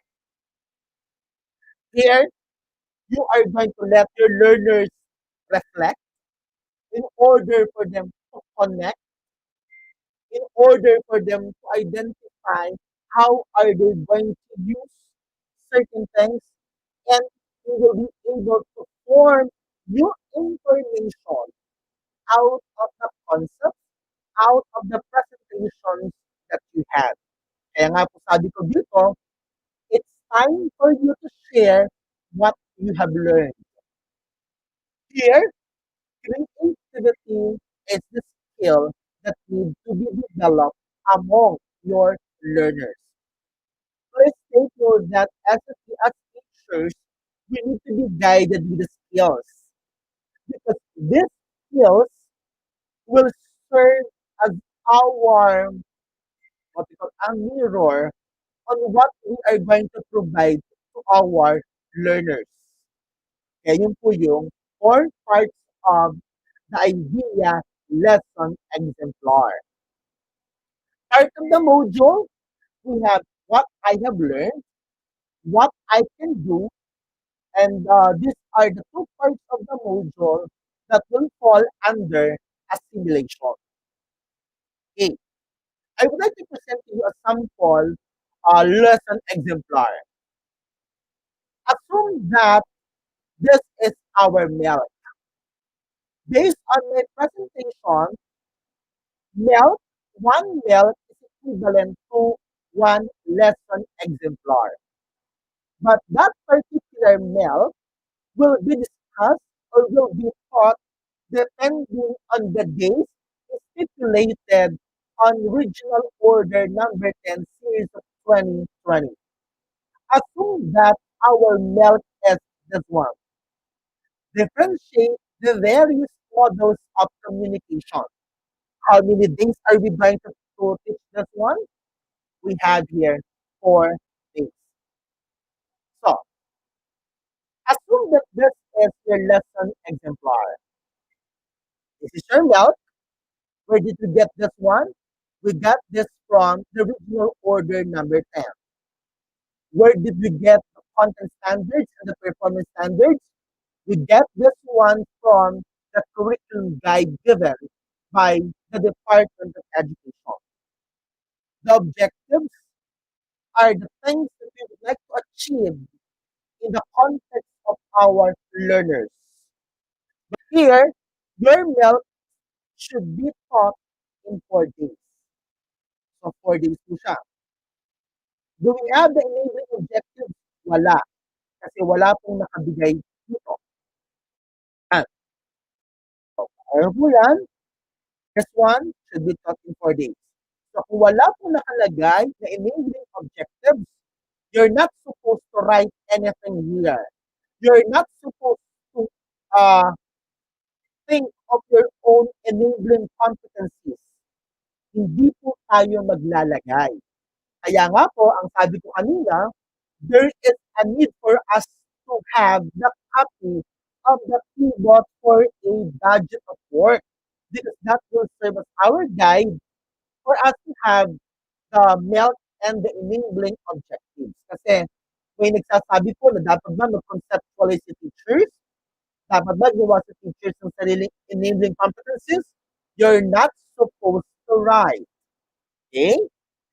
Because the enabling objectives are the objectives identified by the curriculum curators which they think relevant to the teaching of the most essential learning competencies. Eh sir, what if we're not going to have the enabling objectives? Ano lang po yung gagawin namin sa part na yan? This one, the objectives will be the part of this particular example that you are going to write. Kasi ito po, given. This one, given. Given. Given. So this one will be the objectives that you are going to have in order for you to meet your target most essential learning competencies. Sir, what if there are already objectives given in the module? Kasi sabi niyo po kanina, one lesson exemplar is equivalent, one module is equivalent to one lesson exemplar. So, pag po may ganun ng aspeto, try to analyze, try to somehow reflect if the objectives stipulated on the modules can be the same objective that you would like to achieve to your learners. Kasi makikita niyo po, di ba, ang mga modules, these are made generic. These are not made based on the context of our learners here in Region 4A. Ito po ay generic. Pwedeng gamitin sa buong Pilipinas. In the context of the senior high school, the module that I evaluated, which is the 21st century literature, cannot be used exclusively by Region 4A. Ito po ay gagamitin ng buong Pilipinas.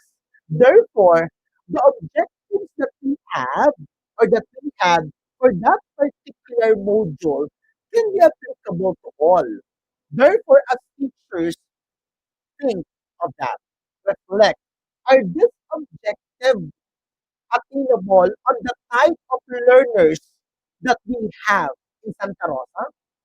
Are these objectives achievable or attainable in the context of the students that I have in, for example, in a Playa Integrated National High School?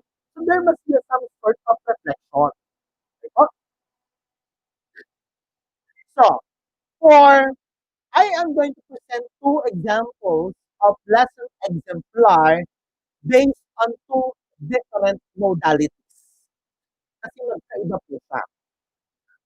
If you are going to have the modular distance modality, look at the example. The teachers will do the walkthrough of the lesson expectation of the learners. Learning objectives will also be introduced to guide the learners. The learners, they will read. So, ibig sabihin, sa modular distance modality, ang focus mo ay si learners. What are they supposed to do? What are they going to perform? That's for modular distance modality. On the other hand, if you are going to have online distance learning modality, ganito po naman yan. Kanina, learners will answer. Learners will perform. Dito naman po sa online distance learning modality, itinanong ng guro sa mga bata. Hahayaan ng guro. Magpapakita ng isang concept ang guro. Magbibigay ng gabay sa tanong at panuto ang guro. So ito naman, this will be more on the teacher-led modal, teacher-led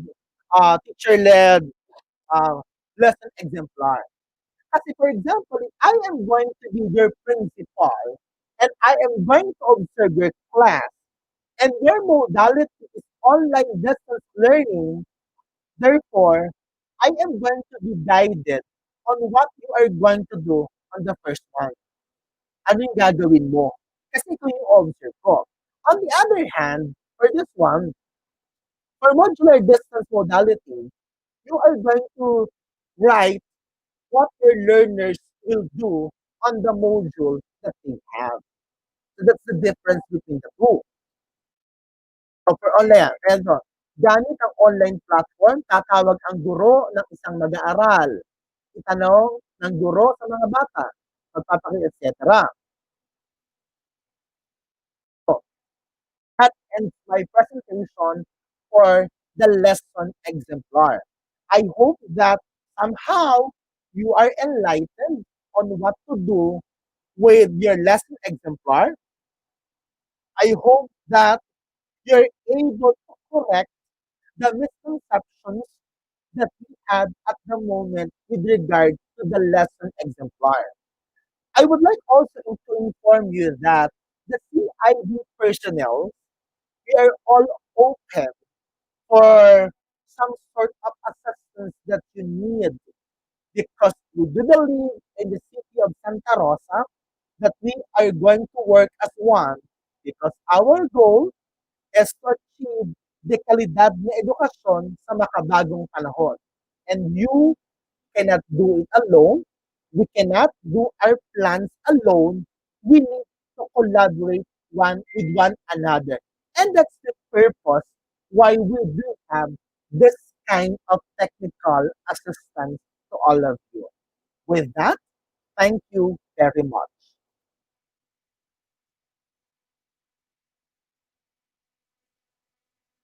Malabo? Yes, sir. Ayan. Sir, thank you so much for that talk. Although to some comments, medyo napuputol-putol daw yung sound. Ah, Medyo choppy yung dating.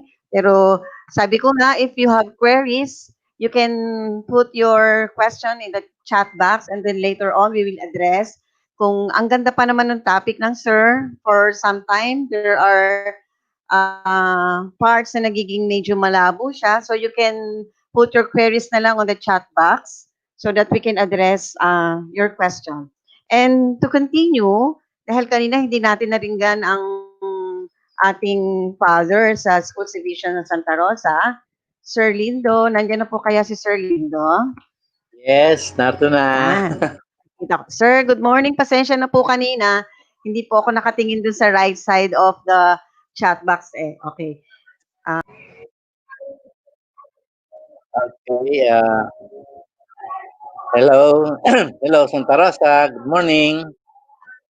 Maliwanag ba, Sir Jason? Okay ba ang sound? Yes, sir. Okay. So, ito ang ating opening remarks sa nabuksan ng seminar ngayong araw na ito ng mga taga-CID, ano? Kanina nga, pinanood ko si Sir Olson at nakita ko yung maganda niyang presentasyon. Okay, so sa umagang ito ay first, let me congratulate all of you, ang ating mga EPSS, PSDSS, sa pangunguna ng ating Chief, Dr. Luhinya Ofren, sa napakagandang webinar na ating gaganapin ngayong araw na ito. Sa mga speaker, naalam ko naman naghanda, kaya naniniwala ko na magiging very successful ang ating gawain ngayong araw. Unang-una sa ating ding kasamahan sa Human Resource Training and Development, kina Ma'am Elaine, sa kanyang mga kasamahan, si Sir Jason para sa ating ICT, at sa mga punong guro na narito sa ating pagpupulong. Sa ating Ma'am Ella, na marami ring nasikaso, pero palagay ko siya ay naka-hook din sa ating programa. Okay, so ang ating pinakatitulo ay Technical Assistance on the Implementation of Distance Learning Modality. So talagang lahat tayo, mga sa grupo ng supervisory, maging sa amin din ni Ma'am Ella, kami rin ay nag-iisip kung paano ba magaganap ang ating technical assistance sa ating mga guro or sa ating mga punong guro in this time of pandemic. Noong una, ang ating face-to-face meeting with the school personnel ay napaka mahirap maganap dahil sa ating kalagayan sa COVID-19. So bihirang-bihira ang magiging face-to-face. Ano? So paano ba tayo magkakaroon ng technical assistance sa ating mga guro at sa ating mga punong guro? So marahil, kung tayo nga ay nasa age na rin ng computer, nasa age na tayo ng virtual meetings and virtual seminar, tulad nga nito, kaya isa sa ating magagawa, the best that is to maintain open communication with our personnel, with our teachers, kung kayo mga principal, and with our principals kung tayo nasa division of. So yung ating virtual communication, open lagi dapat yon. Kung maaari, araw-araw tayo ay makipag-communicate sa ating mga tao sa field para maipaabot natin ang ating mga opinion at question at sila naman ay makapagbigay sa atin ng feedback kung ano ang dapat pa nating ayusin o dapat nating ipatupad. Isa pa rin dyan ay, siyempre, mga report, paano ba tayo magre-report sa ating mga accomplishment. So, virtual na rin, virtual reporting, maaaring through messengers, maaaring through Vibers, o maaaring Zoom or Google Meeting, para makita natin ano ba nagawa ng ating mga guro. So, maaaring ito ay yung ating regular monthly meeting na ginaganap sa school o faculty meeting, then it will be a regular monthly virtual meeting para sa ating mga kasamahan. So, inaasahan ko rin sa ating mga supervisor na sila magkakaroon din ng monthly virtual meeting sa kanilang area. No? Bukod pa yung kay Ma'am Luhinya na talaga naman kailangan din niyang sagawa almost every month para continuous ang ating communication. And then, siguro kailangan din natin yung once a month face-to-face meeting with our personnel. Although, kailangan din naman natin na patupad yung minimum DOH protocol, yung minimum of mga 10 person in a meeting, o maximum na yung 10 person in a meeting, and then naka-face mask, and then we have also the face shield ngayon, na niniwala naman ako na talagang maayos yung face shield. Then social distancing. So mga yon ay ating isasagawa, at pag atin isagawa yon, para na rin tayong nasa regular monitoring and supervisory activities. Kaya nga lamang, siyempre, ang ating ngayong pagbabago ay nakasalalad sa ating milk. Kung ano ang nilalaman ng milk na galing naman doon sa ating curriculum guide, yun ang ating ding inaasahang makikita sa ating mga guro, sa ating mga reports, sa kanilang mga virtual Zoom or Google meeting. Lalo na kung online meeting ang mga bata. So, siyempre, hindi ating galing sa ating director kay Sir Cabral, yung kanyang idea, paano ito iikot sa loob ng virtual classroom or sa ating mga tinatawag na lesson exemplar, yung tinlaki kanina ni Sir Luna. Kaya yung mga yon ay ating sikapin na madagdagan pa, makapag-isip pa tayo ng panibagong estilo. At alam ko naman ang lahat ng supervisor ay nag-iisip din ng kanilang panibagong estilo para makapagbigay sila ng honest to goodness evaluation, observation, or technical assistance sa ating mga guro at sa ating mga kasamahang punong guro. So, muli, good morning. Sa pangalan ng DepEd Calabarzon, magandang umaga at magandang DepEd Santa Rosa sa ating lahat. Good morning.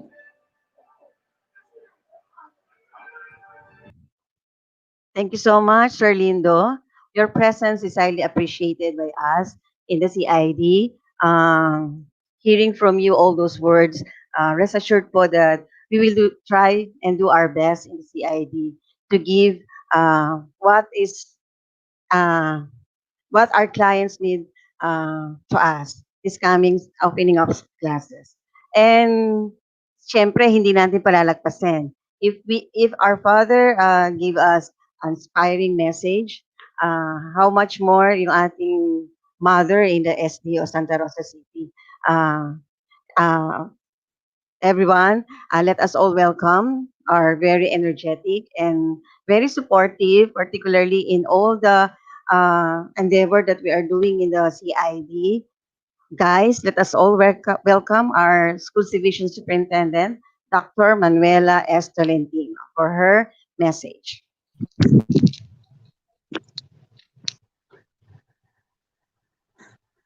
Hey, good morning, everybody. A very good and fine Tuesday morning to everyone.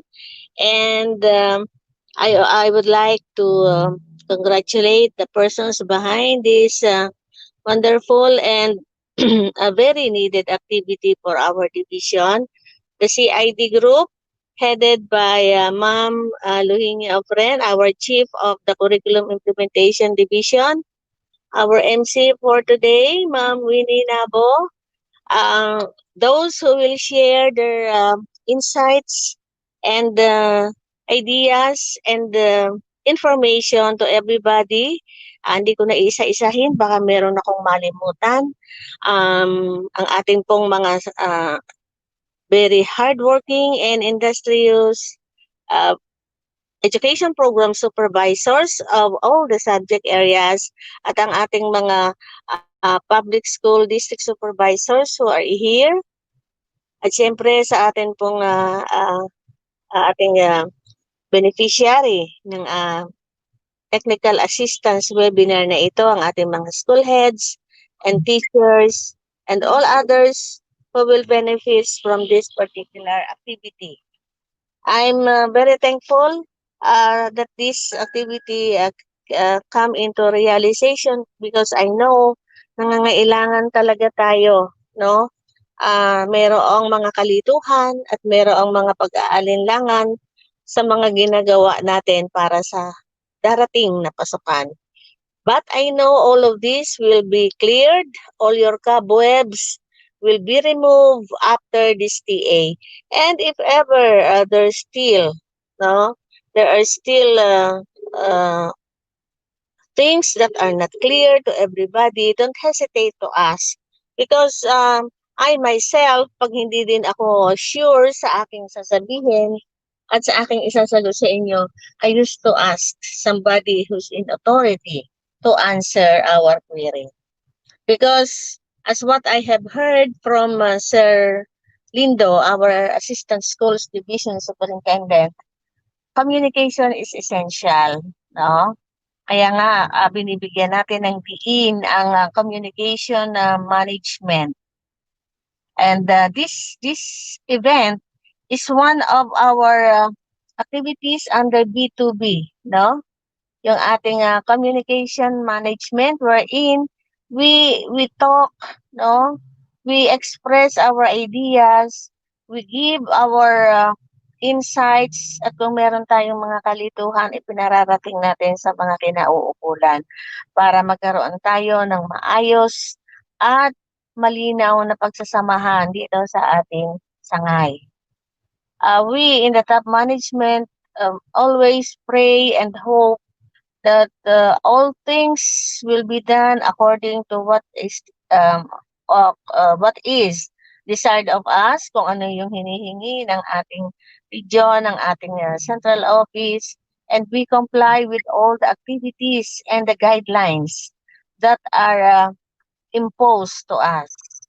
And I know this coming school year is a challenge not only for the top management, but also for the CID who's really working hard since the start, no? So that every learning delivery modality will be realized.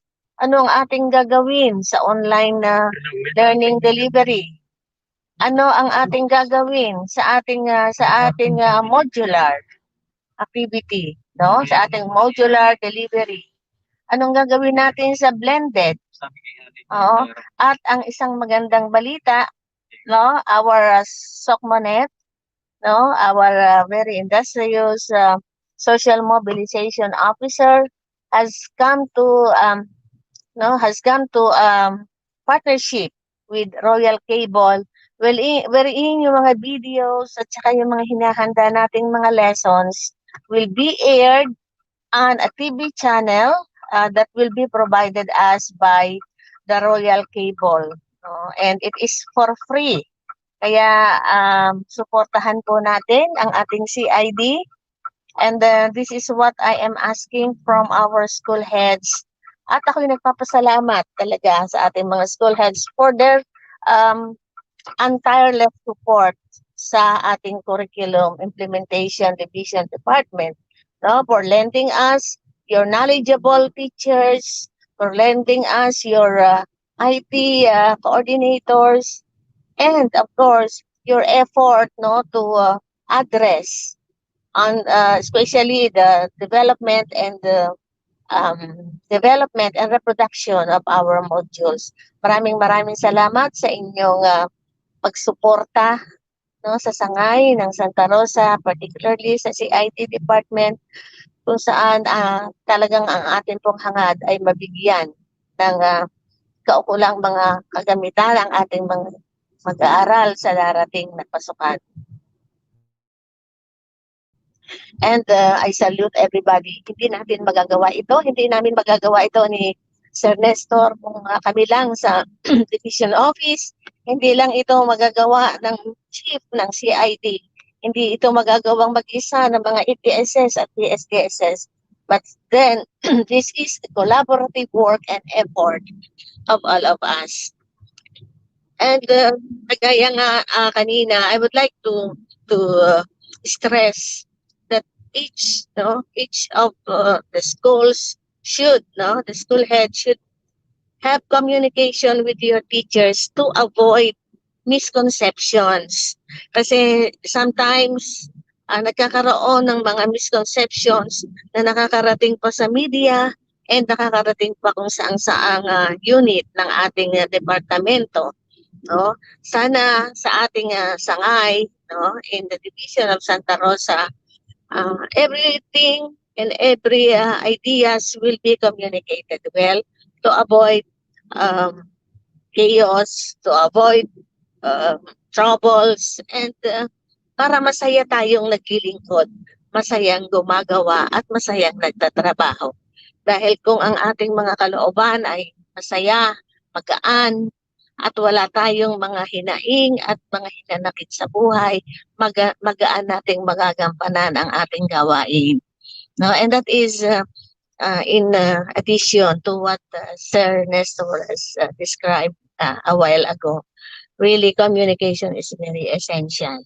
And the technical assistance activity is one way of communicating to you, of extending our help, our assistance, no, to everybody who needed the most. Okay, so I hope you will be having a grand morning today. All cobwebs, all doubts will be stressed out soon, and I'm wishing you a very happy listening and a happy mood of working from day on till the opening of classes. Good morning and mabuhay kayong lahat. Thank you so much po, Ma'am Ella. Kita nyo naman kahit inside the car, she was able to give us a very inspiring message. And Ma'am, allow me to borrow your sentence, yung don't hesitate to ask us. Kasi in CID, in the group of the CID, yun naman ang iniintay namin from you, teachers and school leaders. Yung, if your queries, diretso nyo sa aming itanong at we're here to give you answers and address that queries that you ask us para mas malinaw sa lahat. Sabi nga ni Ma'am, hindi naman namin ito magagawa without you. Nandiyan kayong mga guro. Kung kami lang, hindi namin talaga kaya to eh. Pero dahil nandiyan kayo, suportado nyo kami, among school leaders na talaga namang nakita namin yung hirap nila. Pero nandiyan pa rin sila at sinusuportahan ng CID. Salamat po sa inyo at mabuhay po tayong lahat, sabi nga ni Ma'am Ella. Okay. Consistent with the mandate of the Department of Education to provide quality, accessible, and relevant and liberating education, even in the new normal, the Curriculum and Management Division of RO4A, Calabarzon, is spearheaded or led in the management and development of Pivot 4A Learner's Packet. Ano ba itong Learner's Packet? Ano ba talaga to? So, with the next speaker, she will enlighten us on what is Learner's Packet, How are you going to accomplish the learner's packet? Kailan ba ito ginagawa? Sino ba gagawa nito? Sino gagamit nito? It is a learning resources that made by the CLMD because of the pressing needs of the quality assured learning resources na available towards effective and efficient curriculum implementation and delivery. Without further ado, our next speaker is none other than the education program supervisor in kindergarten and SPED, none other than Miss Maribel and Mina De Vera. Take it away, Miss Maribel. Thank you so much, Ma'am, Dr. Nabo. Clear po ba ang dating ng sounds po natin, ng audio? Okay naman, ma'am. Okay, again, to all the teachers, the school heads, the CID family, headed by Dr. Luhenia Ofren, our top management, headed by our very energetic and supportive SDS, Dr. Manuela Santiago Tolentino. Again, good morning. My topic will focus on the learner's pocket, wherein we are going to answer the questions that was presented and told to us by our MC, Dr. Nabo. What is all about this learner's pocket? Oh, wait.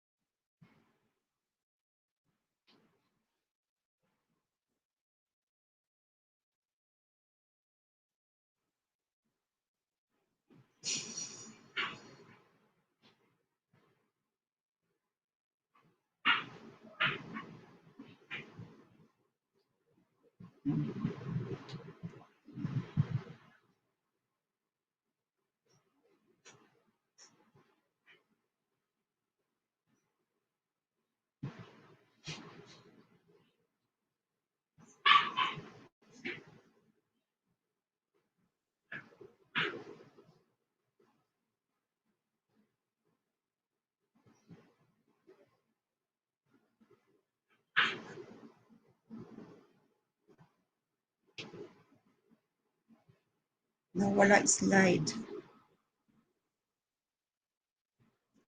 Wait lang, stop lang.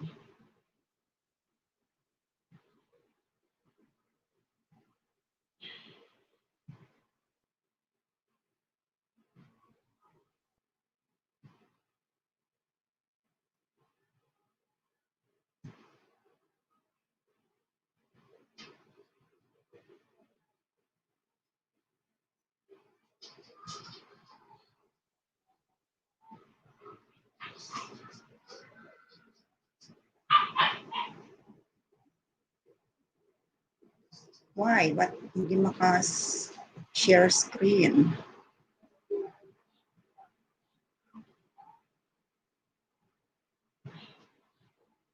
I can't share screen. Yeah.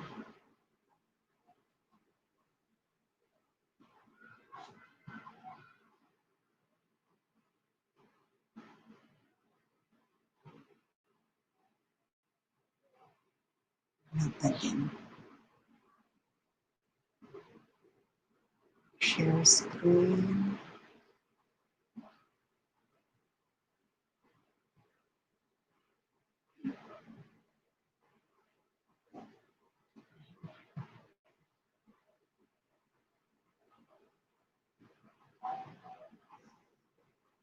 Ma'am, application window po yung select nyo, ma'am, pag nag-share kayo.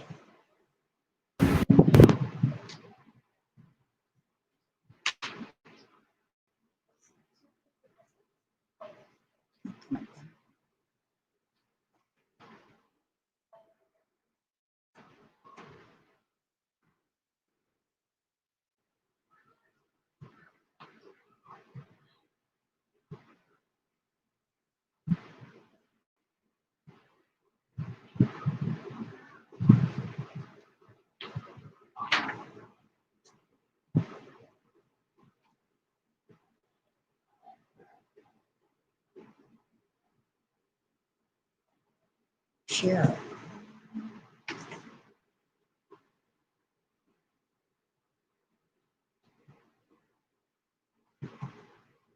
Mm.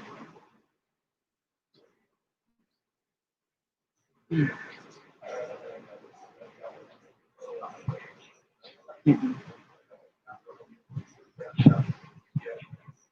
Kita na? Hindi pa kita yung PowerPoint.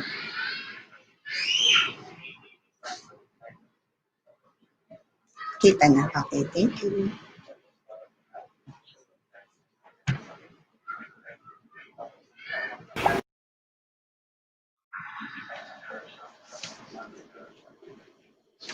Okay, again, good morning. As what mandated for us to be able to craft the learner's packet from regional memorandum that was released on June 19, 2020, we in the CID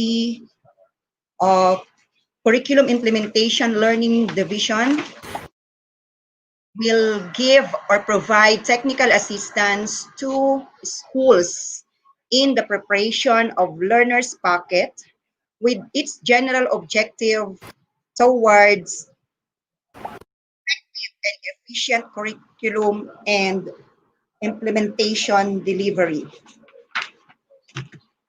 These general objectives was specifically aided by our specific objective. First is to plot the available instructional resources and learning references in meeting the prescribed most essential learning competencies or the MELCs. Second, embed instructional resources and learning references in the learner's packets. And the last one is to provide directions to help learners achieve the MELCs with the aid of enabling competencies and or the prerequisites.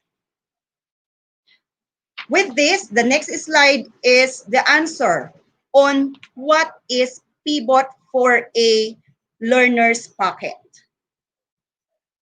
Learner's packet are instructional guides that learners can use in the absence of new modules and or other learning materials. Also, they contain instructions to direct learners to the learning resource, its title, and the specific page where the MELCs are presented and developed. And third, they also contain the target MELCs, enabling competencies and or prerequisite skills with corresponding link to available learning materials that present or develop the competencies. So this discuss on how learners' packets will be developed or craft of all the teachers in public elementary and secondary schools teaching under these following programs. First is the kindergarten, the mother tongue-based multilingual education or MTB-MLE, madrasa or Arabic language and Islamic values or ALIVE, Indigenous Peoples Education iPad. For this program, I think we don't have the iPad and the special education or the SPED. Under the special interest, we have several programs to be taken off. The first one is the special program in sports. Second, the special program in technical and vocational education. Then third, special program in foreign language, special science program or SSES or STE, then a special program for the arts, and special program in journalism. With these special programs, we are trying to look at all the modules wherein it was embedded for all the programs that we are talking in these slides. If, as I know, some of the programs are not present or we are not implementing in our division. So we should focus only on the programs that we are catering on the in our division for us to craft the learners packets.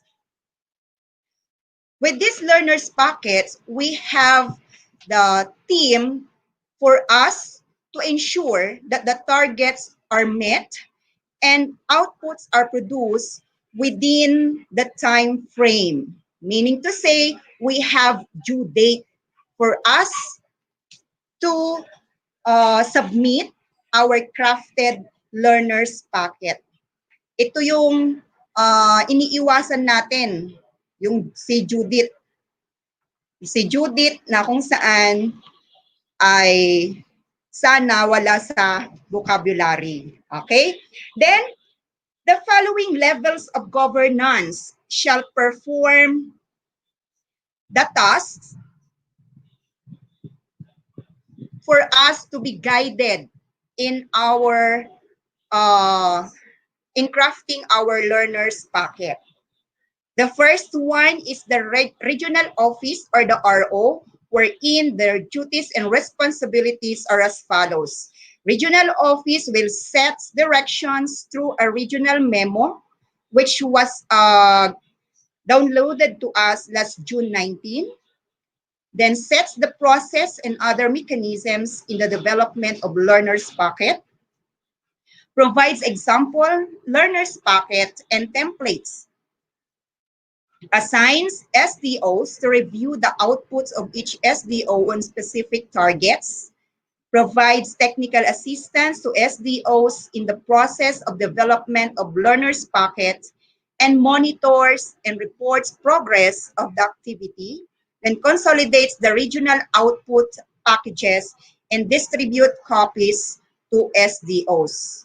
So in the duties and responsibilities of the regional office, it is clear and stated in the regional memorandum that was uploaded to us last June, the examples of learners packets, the templates to be used, and the technical assistance given to SDOs.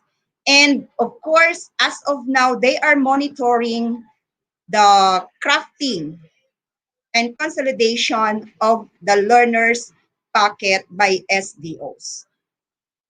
In the schools division office, their tasks or duties and responsibilities is to assign or district or schools to prepare, review, and consolidate lesson exemplars with learners packet on the assigned program and grade level or levels.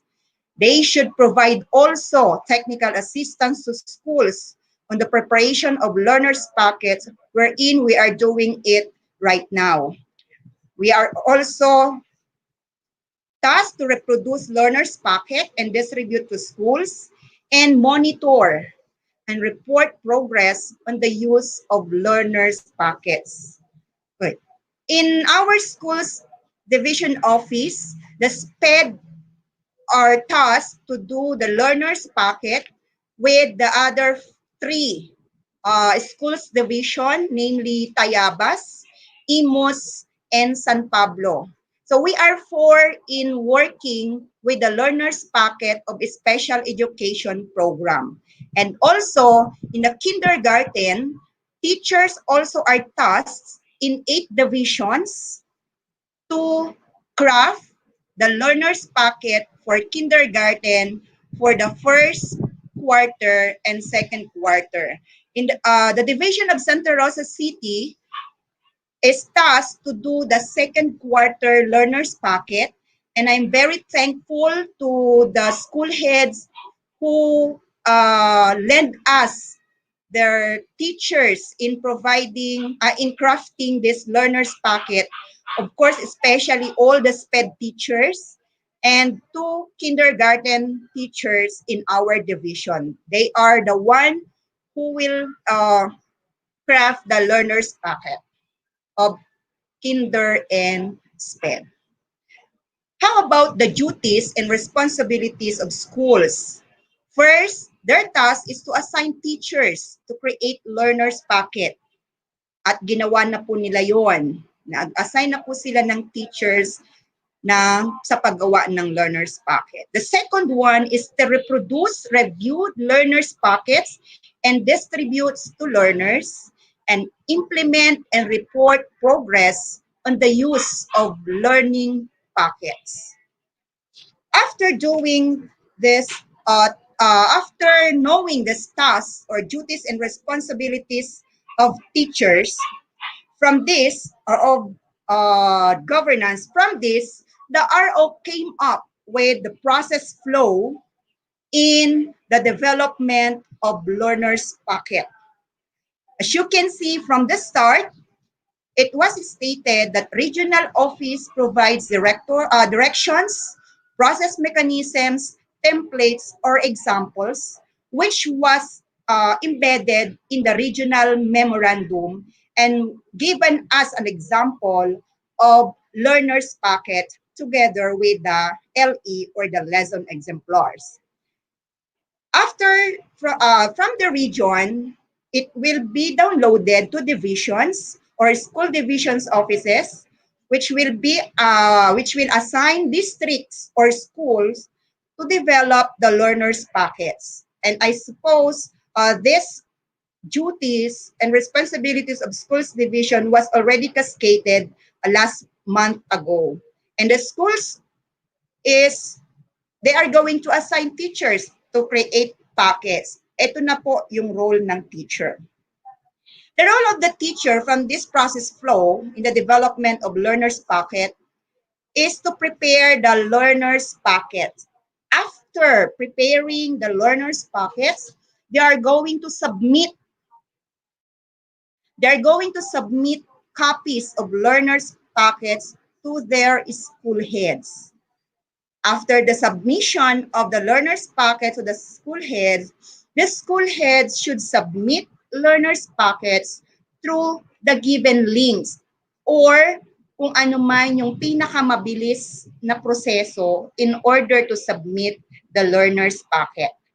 After the school heads submit the learner's packet, the assigned SDOs will review and consolidate learners' packets, and it will be forwarded to the regional office.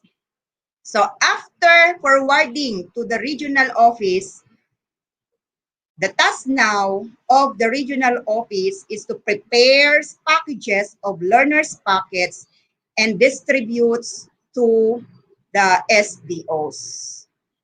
Okay, so that's the end of the process flow. Pagkatapos ng ma-prepare yung package ng regional office, ibabalik po sa SDO para po mabigay sa mga schools ng SDO. Next one is the questions on how are we going to accomplish or to do the tasks in the template of learners packets. So here, we have the kindergarten and MTD. How are we going to do the task? The Madrasa, Alive, SPED, iPads, and the SIPs. I will show you the steps on how are we going to do or accomplish the templates for learners packet.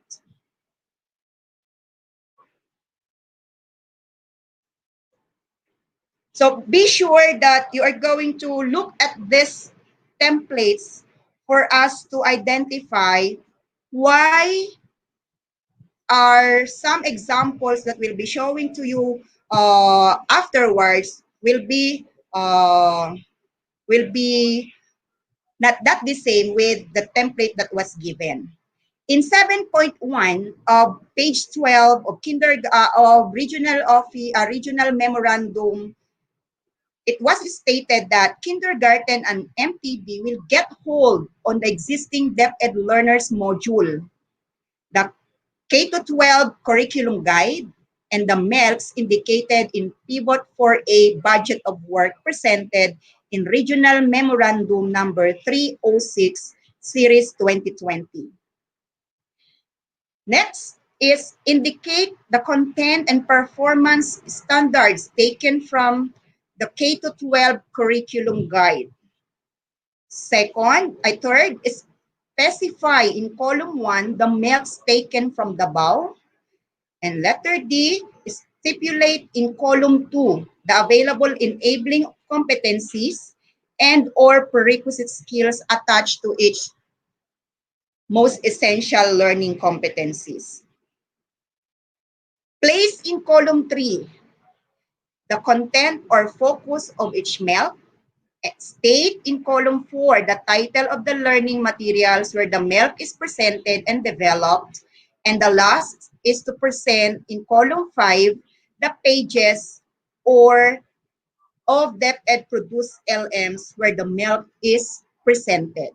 How about, so later I will be giving you example of the learner's packet for kindergarten. So you could have a clear grasp on how learning packets will be look like. How about Madrasa and Madrasa Alive and SPED? Okay. First, get hold of the existing DepEd Learners module in the K-12 curriculum guide. Indicate the content and performance standards taken from the CG. Specify in column 1 the MELCs taken from the BAW. Then place in column 2 the content of or focus of each MELC, and state in column 3 the title of the LM where the MELC is presented and developed. And the last one is present in column 4 the pages of DepEd produced LM where the MELC is presented and developed. Later, I will show you example of learner's packet in SPED. After doing so, or knowing how to accomplish the learner's packet for kindergarten and MTB MLE, Madrasa, Alive, SPED, iPad, and SEPs, I'll be giving you now the templates. Okay. Here is the templates of kindergarten learner's packet, wherein it is composed of how many columns? 7 columns. Wherein in the explanation a while ago on how are we going to accomplish, it was stated by column on what are we going to enter or are we going to employ in each column. First, or on the upper part of the learner's packet, we have the content standards and performance standards, which we could see this in our kindergarten curriculum guide. And so with the performance standards. The first column is the most essential learning competencies. So you have there, let's say for example, the most essential learning competencies of competency of kindergarten, MELC 1 is nakikilala ang sarili. Okay. If MELC 1 has no enabling or prerequisites, you don't need to put anything on the second column. Then, the content. What is the content all about? The content all about is based on what is the most essential learning competencies focus. Then, we have here the 4 columns on the learner's packet part. First column, learner's materials or pages. This column will, you can put here the pages, the learner's materials, kung saan nila makikita yung most essential learning competency na nilagay nyo. You could also use videos on the second column. You can also use visuals. If use videos, you can just put the link of the videos here on the second column of the learner's packet. Yun lang link. And be sure that the link is accessible. Then the audio materials. What are those audio materials that we are going to have in the kindergarten? Okay, marami tayo niyan. Example, yung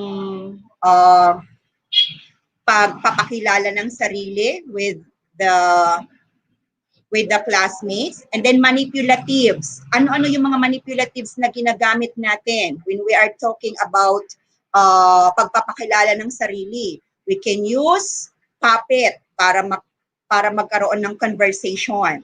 So those are the content of learner's packet. But the example that I'm going to show you on the learner's packet is this one.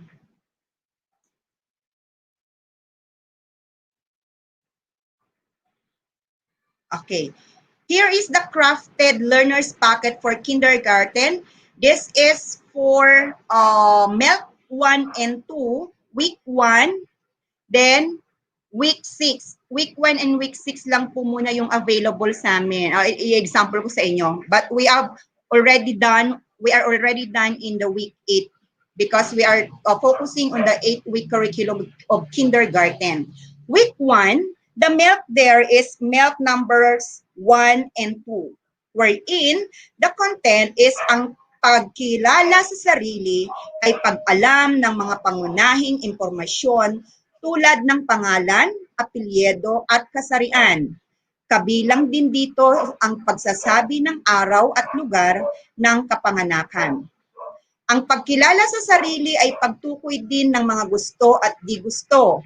Sa tulong at gabay ng magulang ay maaaring ipaulit ang mga ito. Samahang mag-ensayo ang anak upang maipakilala ang sarili gamit ang ako, I see, o I am. So that is week 1 for MELC number 1 and 2. Then, yung week 6 naman po, that is MELC number 1 and 2, ano yung content? Ang bawat bata ay may iba't ibang bahagi ng katawan at ang bawat bahagi ng katawan ay mayroong iba't ibang gawain. Sa araling ito, inaasahang matutukoy ng bata ang bawat bahagi ng katawan at maisasagawa ang mga kilos nito sa tulong at gabay ng magulang o tagapag-alaga. So, nasaan na ngayon yung learner's packet? This one. So here is the example of learner's packet. We have there the quarter 1, first quarter, content standard. So nakalagay po dyan si curriculum guide for kindergarten and so with the performance standards. On the first column, araw, nakalagay po dyan week 1, Lunes hanggang Biyernes. Second column, gawain sa pagkatuto. Ano yung napapaloob dyan sa gawain sa pagkatuto? You just put the MELCs, ayan po, yung MELCs 1 and 2 na binasa ko kanina sa taas. And then, yung domain. Yan. Yung domain na nakalagay. Yung LL means language literacy, and SE is socio-emotional. So, nandyan din po yung oras na kakailanganin on how are we going to have or how many minutes are we going to have in the MELCs 1 and 2. Ilalagay din po yun. Then, the next column is iba pang kagamitan sa pagkatuto. Ano yung mga kagamitan? So, doon sa template, sabi niya, the learner's materials or pages.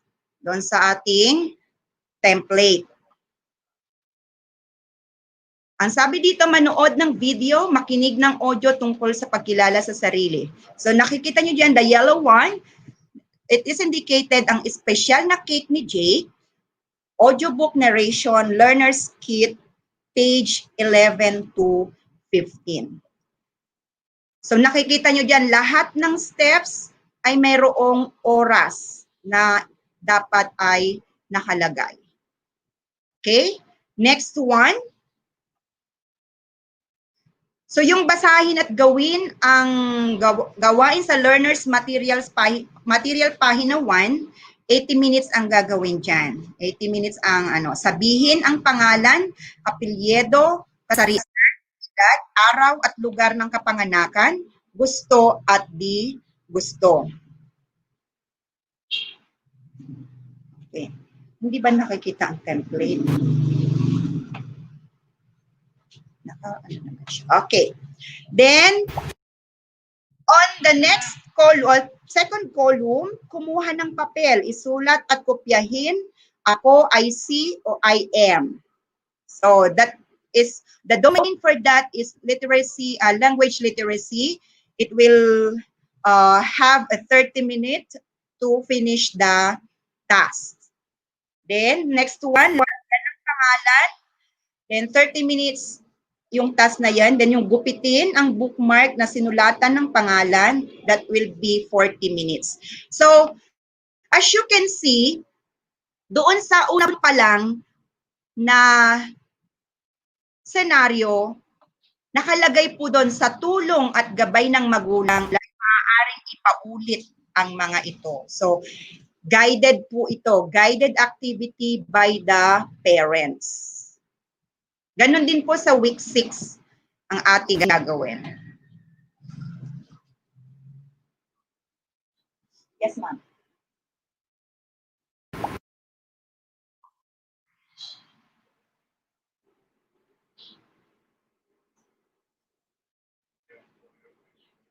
Wait lang. Stop sharing. Hindi kita pala ang template. Sorry po.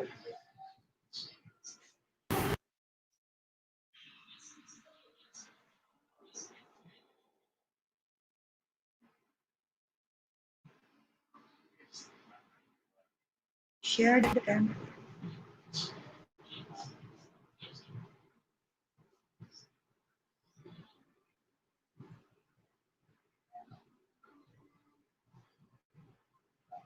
Ayan.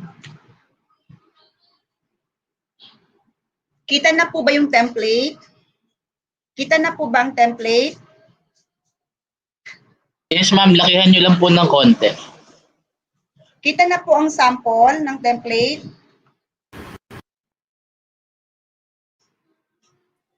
Opo, ma'am. Lakihan nyo lang po ng konti. Opo, kita na, ma'am. Lakihan nyo na lang po ng konti. Okay na ba yung sample? Kita na po? O, sabi okay na daw. Thank you, Ate Rems. Sensya na po. Okay. So, ito po yung sample ng learner's packet na sinabi ko kanina. This focus on the week 1 and week 6 of kindergarten, wherein week 1 has the most essential learning competencies with 1 and 2. Take note that in all activities of kindergarten, there should be a guide from their parents. Kaya po naka-indicate po dyan na sa tulong at gabay ng magulang ay maaaring ipaulit ang mga ito. Samahang mag-ensayo ang anak upang maipakilala ang sarili gamit ang ako ay o I am. Okay. Ito po yung magiging itsura ng learner's packet ng kindergarten.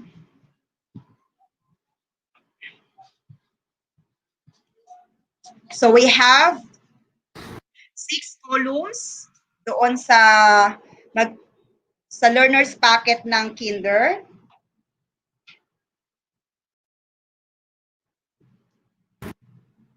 Okay, thank you.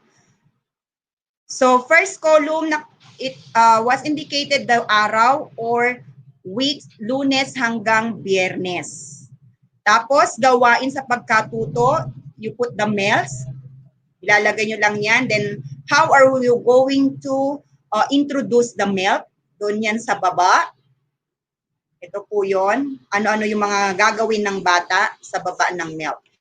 And then, domains. You're going to put domains also. Sa mga kindergarten, they know already what are the 7 domains of the kindergarten learners. Then oras na kakailanganin, ilang oras ang bata na mag-work dito sa bawat task na ibinigay ninyo. And then, iba pang kagamitan sa pagkatuto. Ito yun na yung sample na nakalagay, manood ng video or makinig ng audio tungkol sa pagkilala sa sarili. The sample here is ang special na cake ni Jake, or audio narration, learner's kit, which is page 11 to 15. And the last column, inaasahang outputs. Ano ba ang inaasahang outputs? So, dito kayo maglalagay, what is the outputs that you are going to consider in doing the MELCs 1 and 2 of week 1. Ganon din po siya sa sa week 6. Okay. Sa week 6, nilagyan ng outputs to be tackled or yung inaasahan natin, nasasabi at naisasagawa ng bata ang mga sumusunod. So, chechikan lang yan. Chechikan lang yan. Kung halimbawa, nauunawa ng konsepto ng bahagi ng katawan at ang kanilang gamit, kung nakita nyo yon sa bata, you just put the check. Pag naman hindi nakita, no need to put the check. Okay? So, yan po yung sample ng learner's packet. Okay, balik po tayo doon sa ating PPT.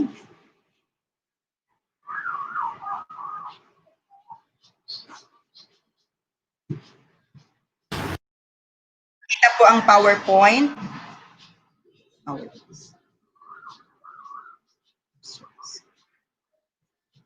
Wala pa po, ma'am.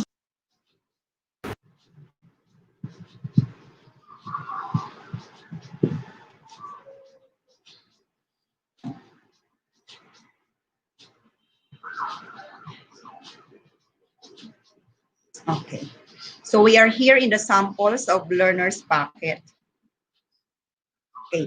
For MTB-MLE learner's packet, same with kindergarten po yung kanyang column, yung content. But magtataka kayo doon sa sample na pinakita kung bakit mayroong mga revisions. Okay.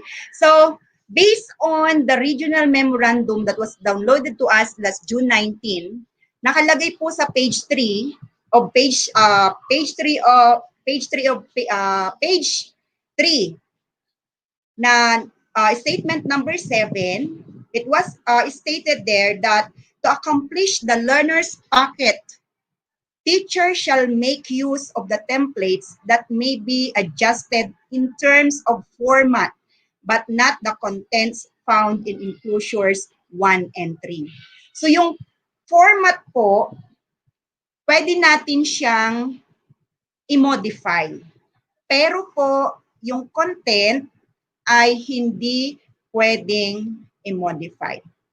So, malinaw po yun na nasa regional memorandum po natin in enclosures number 1 to 3. This enclosures number 1 to 3 contains the templates of all the special programs that we are having in the division. So, MTB-MLE, same with the kindergarten. Then we have the SPED learners packet. So on the SPED learners packet, same also with the kindergarten. Same with also with the Alive or Madrasa and iPad. So I'm going to show you example of learners packet for special education or the SPED. Wait lang.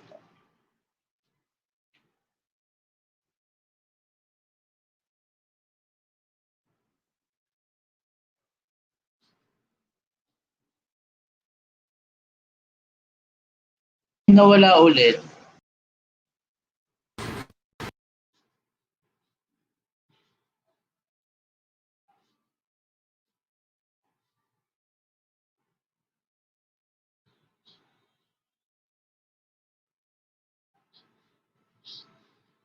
Okay, we will be focusing on the ID.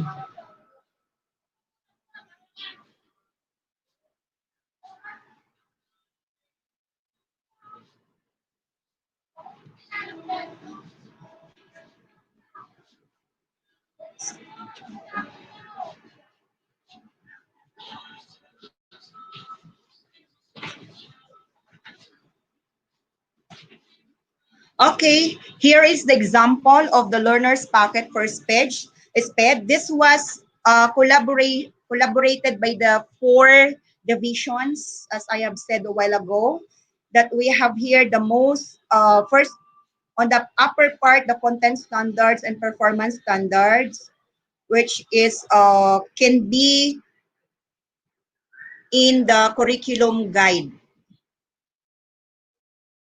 In this example, we focus on the IDASD, wherein they use the most essential learning competencies of kindergarten. Yan po siya. In this presentation, the learner's packet is not modified, yung template or the format. Sinunod po talaga natin yung format. Okay? Then, Ma'am, di pa po bukas. yan lang po. I will walk you through with this sample of learner's packet. Ayan. So ito yung sinasabi kong example ng learner's materials or page. If you have the video. Ma'am, hindi pa po bukas. You just put the link. Okay. These are the example.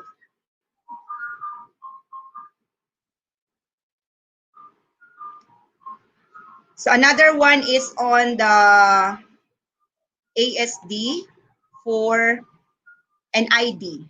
Their most essential learning competencies is identify one's basic body parts and tell the function of each basic body part. All of these MELCs is taken from the MELCs of the kindergarten.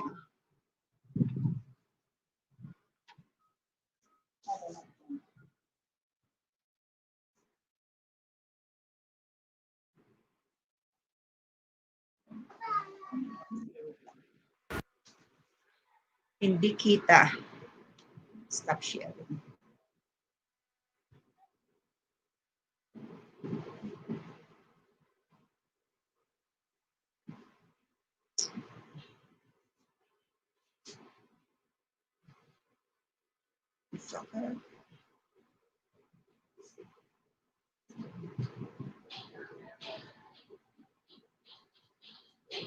ASDID.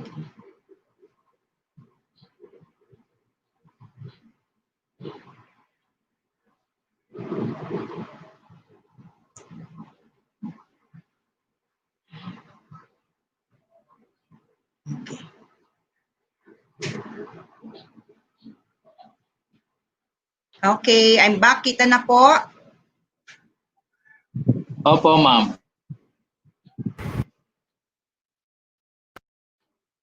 Okay, thank you, Sir Jason.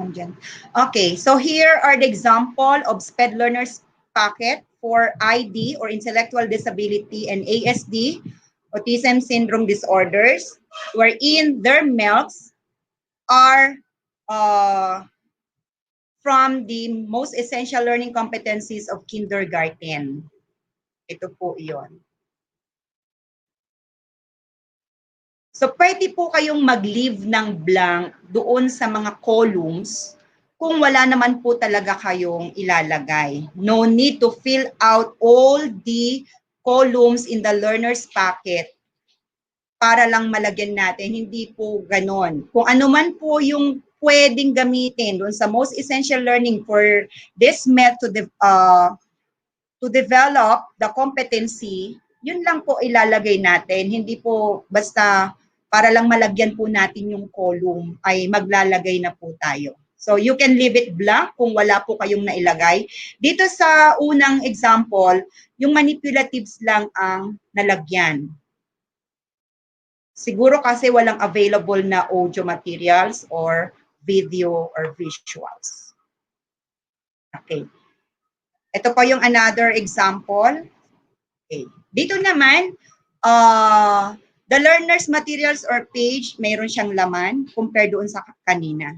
So it's up to you on how to craft the learner's packet na available yung mga materials. Take note po na yung learner's packet, ang purpose nito is para ma-address natin yung mga needs ng quality assured learning resources para magkaroon tayo ng effective and efficient delivery of the lessons. Okay? Then,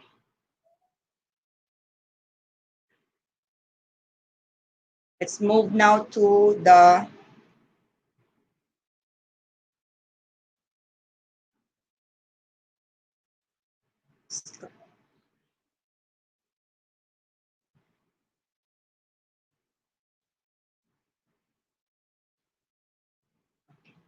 So, after the sample, ito po yung sa madrasa. Madrasa and Alive template. I know there are schools who are implementing madrasa or Alive programs with Ma'am Tess as their supervisor. And then we have SPFL Learners Packet. Ganun din po.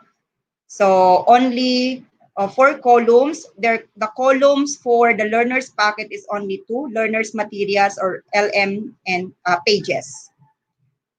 The SSES learners packet,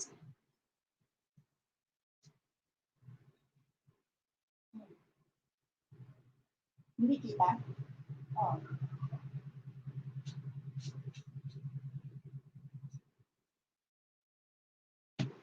Hindi na naman kita. Wait lang. Stop muna.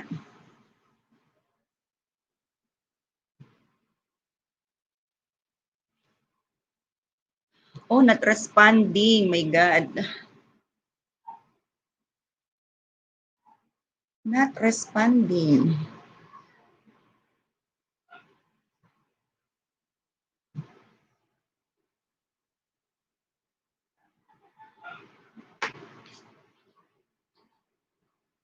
Not responding na ang laptop ko.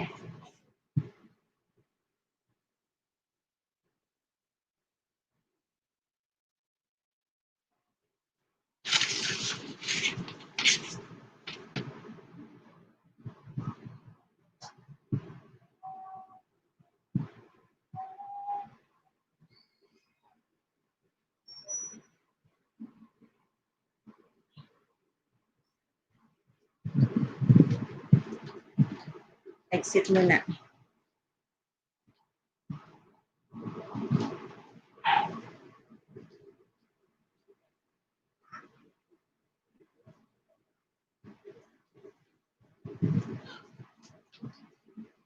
Sorry for the interruption, not responding ang aking laptop.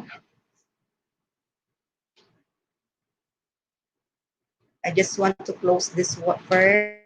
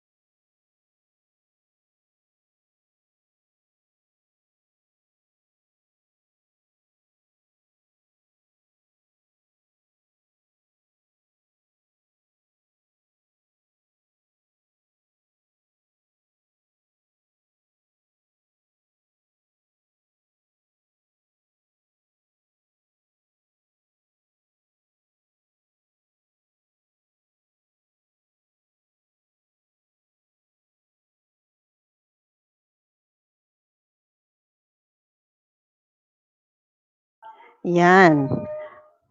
Nangyayari to sa live show. Pasensya na po sa lahat. Medyo nagkaroon ng problem ang laptop ni ni Ma'am Maribel. Mukhang naghang na po yata. Anyway, she is in the process naman of presenting some template. Saglit lang po. Okay. So, habang iniintay natin siya, Jay, can we show some infomercial muna for a short break? May natawag sa akin. Pasensya na po kayo, dala-dalawa ang laptop. Okay. Or shall we proceed for the next speaker, Miss Bell? Can we proceed with the next speaker? Anyway, nasa sample template naman si Miss Bell she's done with madrasa, kinder, ang done na po niya. So I think we can proceed with the next speaker, and later on, if okay na po ang kanyang laptop, we can go back to Miss Bell. Okay, for the third session naman po, a national certified facilitator will give us a clearer explanation on DepEd memorandum on the suggested strategies in implementing distance learning delivery modalities for school year 2020-2021. So ito yung mas malilinawan kayo. I know you have attended several trainings, webinar on the different learning modality. Pero aside from that, may mga agam-agam pa rin sa mind nyo on this modality. So, mas mabibigyan to ng linaw ng ating next speaker because sabi nga, in accordance nga with the directive of the Office of the President that no face-to-face shall be done in all the classes until vaccine for COVID-19 is available. So, from now naman, alam natin na sa mga pagsasanay pa or testing pa or nasa third phase pa ang several vaccine for COVID. For a while, let us concentrate kung ano man yung meron tayo ngayon and let us use the most of it kung ano man yung new normal that we have to be able to listen well.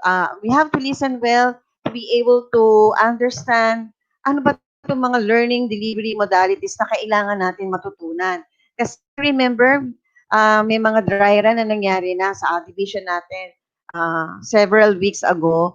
And we were able to watch your dry run and we have several analysis and findings and recommendation doon sa napanood namin. And this time, para mas maintindihan nyo ano ba yung distance learning, modular, digital, online, blended. So, mas maiintindihan nyo to with the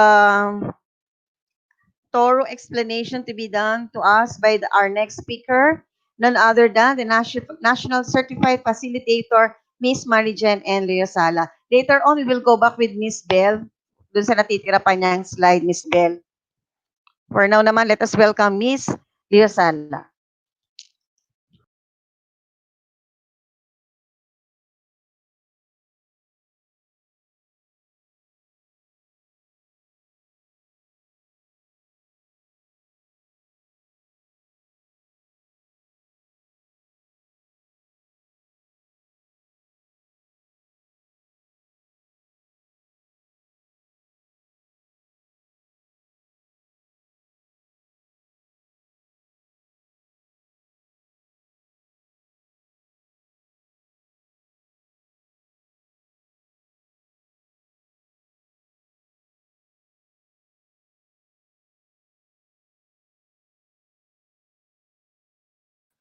Ma'am, wala po kayong sound.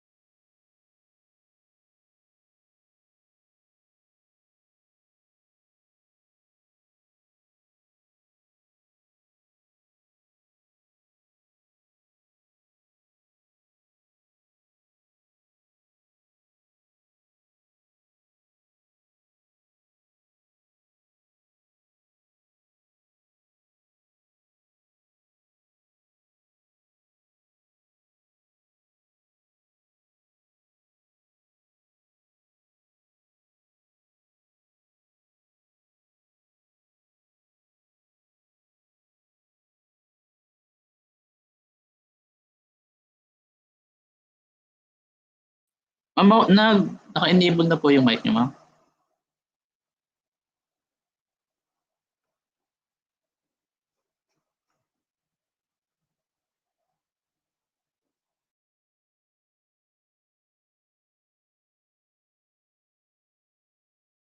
Naka-mute pa, ma'am.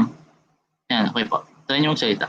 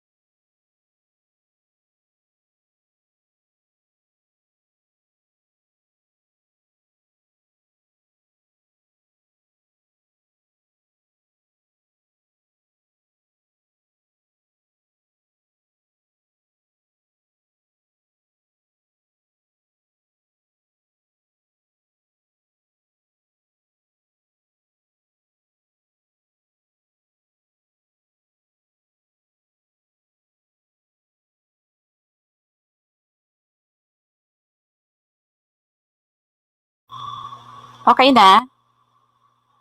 Rinig na Yes, ba ako? ma'am. Yes, ma'am. Malinaw na po. Wala? Okay na po. Yan, okay na. Okay, so since na meron tayong time constraint, we have our next activity this afternoon, we have the demos. Hindi natin maitutuloy muna yung discussions ko at saka si Ma'am Weng dahil medyo mahaba-haba ito at kailangan natin talagang i-clarify yung DepEd memorandum that tells about how we will be implementing the different modalities come opening of classes. So siguro magkaroon muna tayo ng open forum and let us gather the questions on the chat box ng ating mga participants so that we'll be able to answer all the queries and clarify all the vague issues in the development of the learning materials or the LE I mean and the learner's packet. Ma'am Winnie, are you still there? Yes. Oo, nandito ako. Yes. For the open forum, may I call on Miss Dr. Imelda Lucas for the open forum. Siya po yung naka-in-charge natin for the open forum. Miss Mel? Yes, for the open Ayan, forum. ayun na, si Dr. Alson Ray. Ready to answer your questions. Siya po yung naka-in-charge natin for the open forum. Miss Mel? Aray ko. Sir Allison? Ayun na, si Dr. Alson Ray. Ready to answer your questions. Siya po yung naka-in-charge natin for the open forum. Miss Bell? Okay na kaya yung kay Miss Bell? Laptop? Miss Bell? Wala pa si Miss Parang naghang na si Ma'am Bell. Not Okay. responding lang yung kanyang laptop. Siguro Si yung kanyang Dr. mga samples ng Ma'am Winnie, yung mga samples niya ay ibibigay na lang natin sa field. So that Anyway, they will be nakapit able naman siya. to cope with the presentation. Nasa unnumbered memo naman siya ng region. Yes. On learner's packet. So anytime they can browse that and read that from time to time, pwede nilang balik-balikan. May we call on Miss Dr. Lucas for the open forum? Siya yung magbabasa po ng ating mga nag-gathered na questions. Miss Mel? Siguro pwede na ako mag-exit, ano? Si Miss Mel na ang bahala. Siya naman naka-in-charge. Parang naiwan ako, ha? Ma'am, wala pa po si Ma'am Mel. Wala pa po siya dito sa studio. Mel? Ma'am, ano? But Hello, are ma'am? you seeing, I think we are seeing the questions in the chat box. Actually, ma'am, So I we jot can- down all the yeah. questions. I jot down the questions. The questions relevant to the topic I discuss. Okay, sige, sir. Apo, Again. pwede ko naman siyang sagutin, ano po, para at least ay hindi natin antayin si Ma'am Mel kasi parang yung oras na hinahabol natin. So may question po doon about there are competencies good for 10 days. For the teachers need to write the lesson exemplar daily or just write good for 10 days. Then insert the activity under development engagement part of the LE. So, a while ago, nag-present po ako ng sample na good for 4 days. Pagbabasahin nyo po ang Regional Memorandum 296 Series of 2020. Ano ba itong aking headset? 296-2020, meron po doong dalawang sample na pinakikita. Page 16, page 20, wait lang po, para po guided tayo, no? Para po alam natin magiging sagot natin. Meron po ditong sample na 15 days. Teka lang po, para... Ito po, page 27, ito po ay 15 days. Ang naka-identify po na some days to be taught yung days, topic na yon or yung milk na yon ay 15 days. Doon po sa page 27 to 40, isang LE lang po yung ginawa nila, good for 15 days. In-identify po ni teachers doon, sige, pwede mag-insert ng mga activity sa development phase, etc. Pero kung gusto nyo pong kayo ay guided talaga ng gagawin nyo daily, pwede nyo pong sundin yung isang example ng lesson exemplar na ibinigay po sa page, wait lang po, sa page 11, sa page 10 and 11. Dito po sa page 10 and 11, daily po ang ginawa niya, pero isang milk lang po yung i-discuss. So, ibig sabihin po dito po, mas detalyado yung ginawa niya, mas guided po si teacher kung ano po ang gagawin niya Monday, Tuesday, Wednesday. Pero yung milk po, yung objectives po will be the same. On the other hand, sabi ko sa inyo, sa page 27 to 40, isa lang pong LE ang ginawa niya, good for 15 days. Kung itatanong niyo po sa akin, ano po ang gagawin ni teachers doon sa dalawa? Sana safe ang sagot ko, no? Ano po ang gagawin ni teachers sa dalawang yon? Para po sa akin, I suggest na yung daily kasi, guided kayo kung anong gagawin mo on that particular day.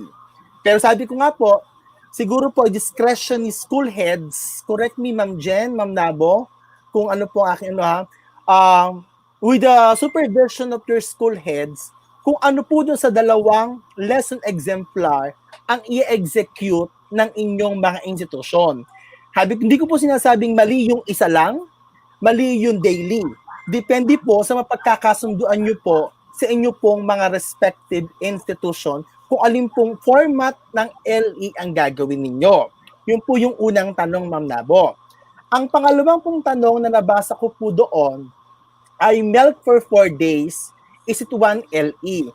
Sa tingin ko po parang pareho lang kasi siya sa 15 days, etc.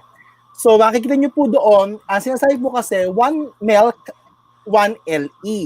Pero sabi ko po, kung mas detalyado ang gusto nyo makita, ang mas detalyadong gagawin nyo, pwede nyo pong gawin na daily ang inyo pong lesson exemplar. Sabi ko nga po, this is a replacement of the DLL and the DLP na meron po tayo.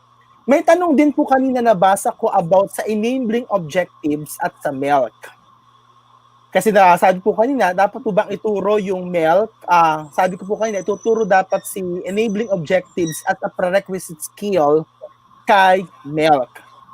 Pwede po kayo mag-isip ng activity na ilalagay nyo po sa introduction part para po itong milk at enabling objectives po ay ma-meet ng ating mga estudyante. Nandun po yan, ang sample po niyan ay nasa page,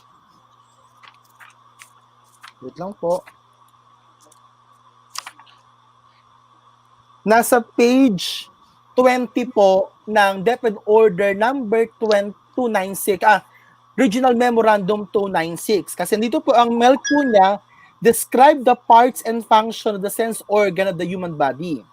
Ang enabling objectives po niya, enumerate helpful habits to protect the sense organ. Pag nakita niyo po yung introduction niya, pinag-combine na po, may dalawang separate activities po na inilagay sa introduction para po ma-meet po yung enabling objectives at saka po yung most essential learning competencies. Yun lang po yung nakita kong tanong kanina doon sa chat box, Ma'am Winnie. Tapos kung may sample daw ng blended lesson exemplar for blended learning or blended modality. Sa blended modality po, na-present ko po sa inyo yung modular at saka po online. Actually, we can have a gist of that sa ating pong blended. It can be a teacher-led or a learners-led po na sample. Siguro po, I will be asking the permission of a friend, and I'm going to give you a sample of that particular lesson plan for blended, and it will be uploaded po dun sa inyo pong group na B2B po for the principal, so that the principal will be able to give that kind of sample to all the teachers of Santa Rosa po. So yun po yung sa akin, Ma'am Winnie. Ma'am Lucas, Dr. Lucas? Ano pa? Naka-mute ka, Mel. Yeah. Yes, sir. Good morning, everyone, dear school heads, and to all teachers, good morning, everyone. So, for you to be clarified of the questions you have encoded in the chat room, allow me to read some, and those who would like to answer may answer the question. Mamel? So, Mamel? yeah. Okay, Ma'am Are we settled on Jen? the questions raised to the topic of Sir Alson? Yes. Are we settled Yes. already on that? Yes, from the topic of Sir Alson and Sam for Ma'am Maribel. So number 1 question. Okay. Are we going to use English or mother tongue po as medium of instruction in doing lesson exemplar for kindergarten and for kindergarten? So are we going to make use of mother, Ma'am Kat Navarro po. Well, I do believe that for the use of the language, it will be dependent on the medium of instruction being used in teaching that kind of subject. Hindi ko naman po sasabihin na English or Filipino. Siguro po, depende po kung ano pa talagang ginagamit pagtuturo po natin yung language ng subject na pong iyon. Parang si Belle ang makakasagot Oo, niyan. ma'am. Sige, ma'am. In terms of Mother lesson tongue. exemplar sa kindergarten. Belle? Okay. Maybe Ma'am Belle could answer. Good morning again. Sorry for the interruption last time. For that question, if I may suggest that we are going to have or use the mother in crafting our lesson exemplar, because based on our module, it was crafted using the mother tongue. So we use also mother tongue for crafting our lesson exemplar. Thank you po. Okay. Clear na po, Ma'am Kat Navarro. Okay. Another question.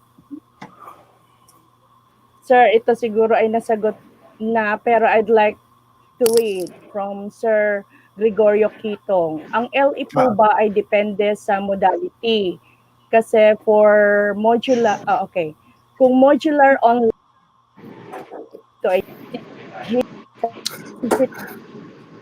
Saglit, nag-open forum kami. Diyos ko, pasaway naman. Ay, naghahang lagi ang mga net natin.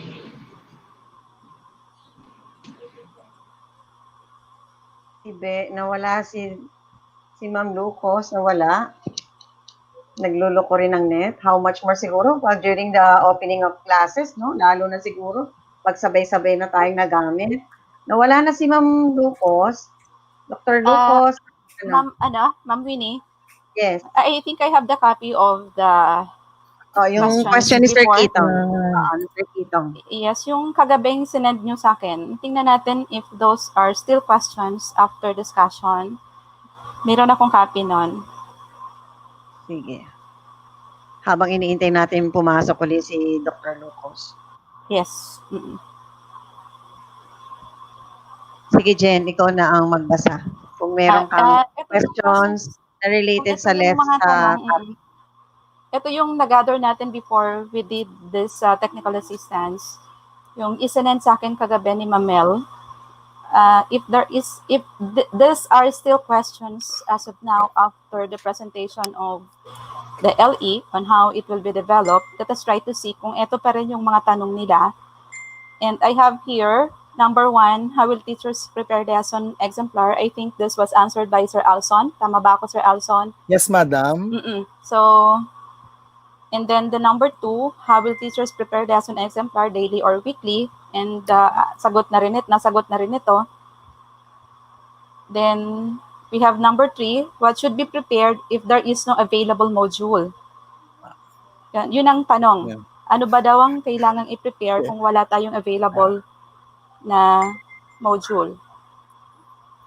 Okay, Ma'am Bell. So, hindi naman yata magkakaroon ng chance na mawawalan tayo ng module on that particular subject. So, kung meron man tayong hindi pa na papadala sa atin na module with the region, because we will be using the Pivot for A modules for the first quarter, rest assured that the regional office will be sending us, kasi ako po yung nakakatanggap ng lahat ng mga modules from the region, and as well as kami ni Jason sa central office ay mayroon mga natatanggap na rin. So, hindi naman po magkakaroon ng pagkakataon na wala talaga tayo magagamit na module, because the regional office is preparing for the uploading on the link para po tayo magkaroon ng module sa lahat ng learning area. At the same time, Ma'am Bell, kung babasahin po nila yung Regional Order number 10, Regional Order about the development of the learner's packet, na-mention po dito sa paragraph number 3, Pivot for a learner's packet are instructional guides that learners can use in the absence of the new modules and other learning materials. Yes. But definitely, modules will come. Kasi piniprepare naman ng ating RO ng Central. So, kung talagang walang-wala, worst case scenario na talagang wala, there is the learner's packet na pwede natin gawin. Okay, we have another one here. If there is no enabling competencies in the MELC, do teachers need to make their own enabling objectives? Okay. So, siguro nasagot na ito ni Sir Alson. Yes. Sa presentation ko po kanina. Yes. Kasi on the first development of the LE, although there was already training on the development of the LE, hindi yata masyado klaro kung ano ang ibig sabihin natin ng enabling. So if there is no enabling, then wala tayong enabling. But if you wanted to give some prior activities or knowledge about the topic, then they can. Okay, next question we have here. Do teachers need to prepare LE if there is already a weekly home learning plan? Ayan. I think let's try to finish first. Sagutin ko to, Sir Alson. Weekly home learning plan will be discussed tomorrow. So, ihang muna natin yung question na yon. Okay lang ba, no? Yes, ihang madam. muna natin so that we'll be able to really understand what's weekly home learning plan is all about. What's the difference of it with the LE and then the learner's packet? So, bukas natin sagutin siguro yung tanong na yon. Tama po. Yes. Para at least magkaroon sila ng idea. Yes. Ano may pagkakaiba yung dalawa. Yes, let us first present to them the weekly home learning plan before we could say the alternative for the LE or whatever. Okay? And I have here the last one. 6 kasi to. Will teachers prepare slide deck in the modular learning delivery? I think let us try to, again, hang this question. That is included in my discussion as regards to online learning delivery. So may mga questions na rin na nagre-raise as regards to the modular distance learning and, modular distance learning that is online and offline. So let's hang the question and answer that tomorrow after the discussion of my topic and also the discussion of Ma'am Weng's topic for tomorrow. Okay, so that's the question that we have gathered before. Meron dito may questions dito, may chat sa akin, may chat, no? May chat sa akin dito. So yung gusto mga mag-chat, pwede mag-chat. Ang lesson exemplar ay based dapat sa module. kasi po yun ang ibibigay sa bata. Well, definitely po, sabi ko nga po kanina, opo, kasi si lesson exemplar po will be serve as our guide. It's a replacement of the lesson plan that we had. Kaya po, nakabase po talaga siya kay module na ibibigay natin sa ating mga estudyante. Ang pangalawa pong tanong dito, Sir, sa MELC po ay may 3 learning competencies at 5 days ituturo pero may isang module. Ilan po ang LE na gagawin? So sabi ko po, sa isang module po ay one module, Ma'am Jen, correct me ha kung tama. One module is equivalent to one lesson exemplar. Tama ba, Ma'am Jen? Actually, not necessary. That one module is equivalent to one lesson exemplar. Pero Because it will there are be dependent modules. on the MELC.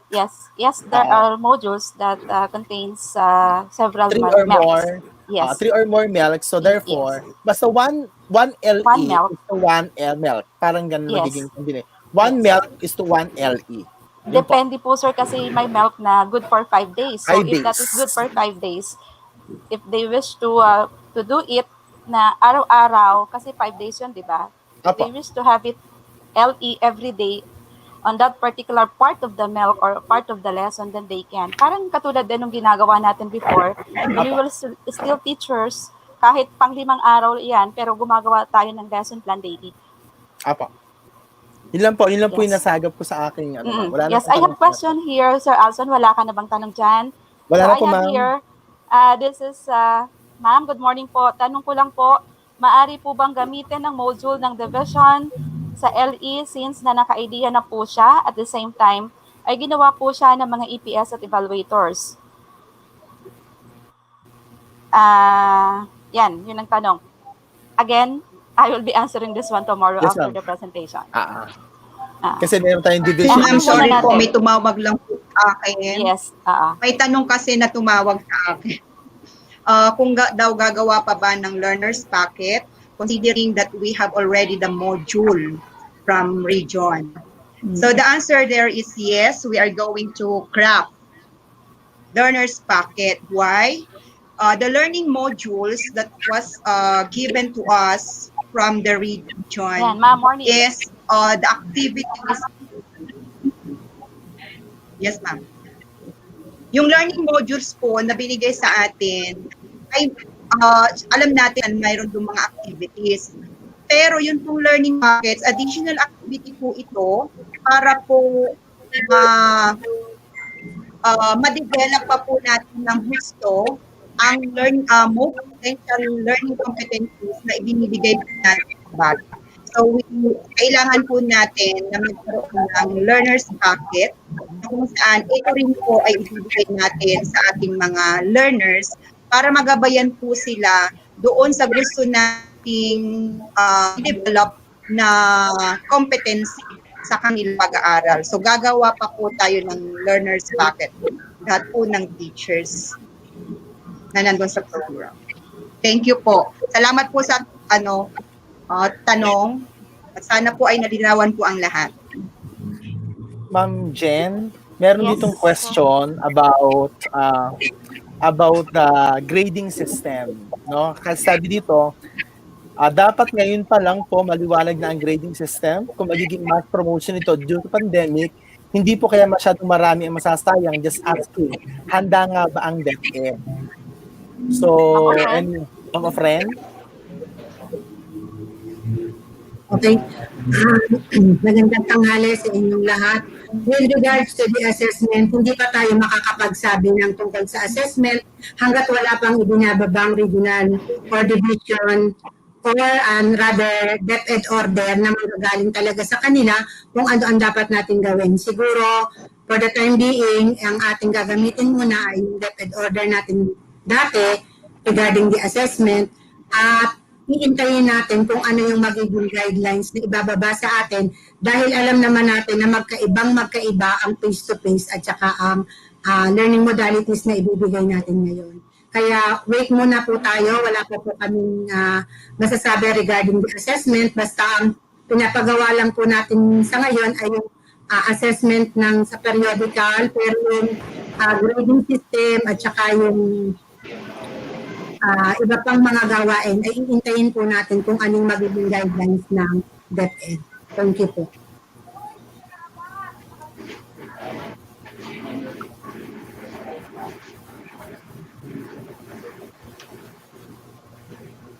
Okay, pwede na ba akong magsalita na ng diretso para kasi 11:36 na. Yes, madam. Okay, pwede na po, ma'am. So, May isang pagkukunan po, napakahalaga po ng question na ito about doon sa learner exemplar.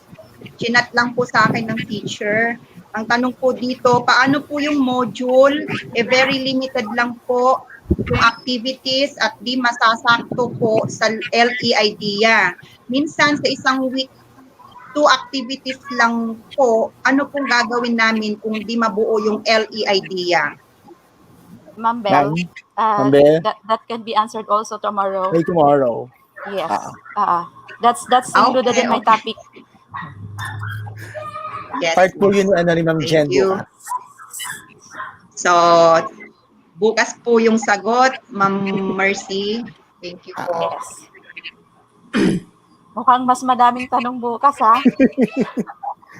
Okay, since 11:37 na, gusto ko muna kasi hindi pa po masasabi natin closing remarks dahil meron pa tayong part 2 tomorrow.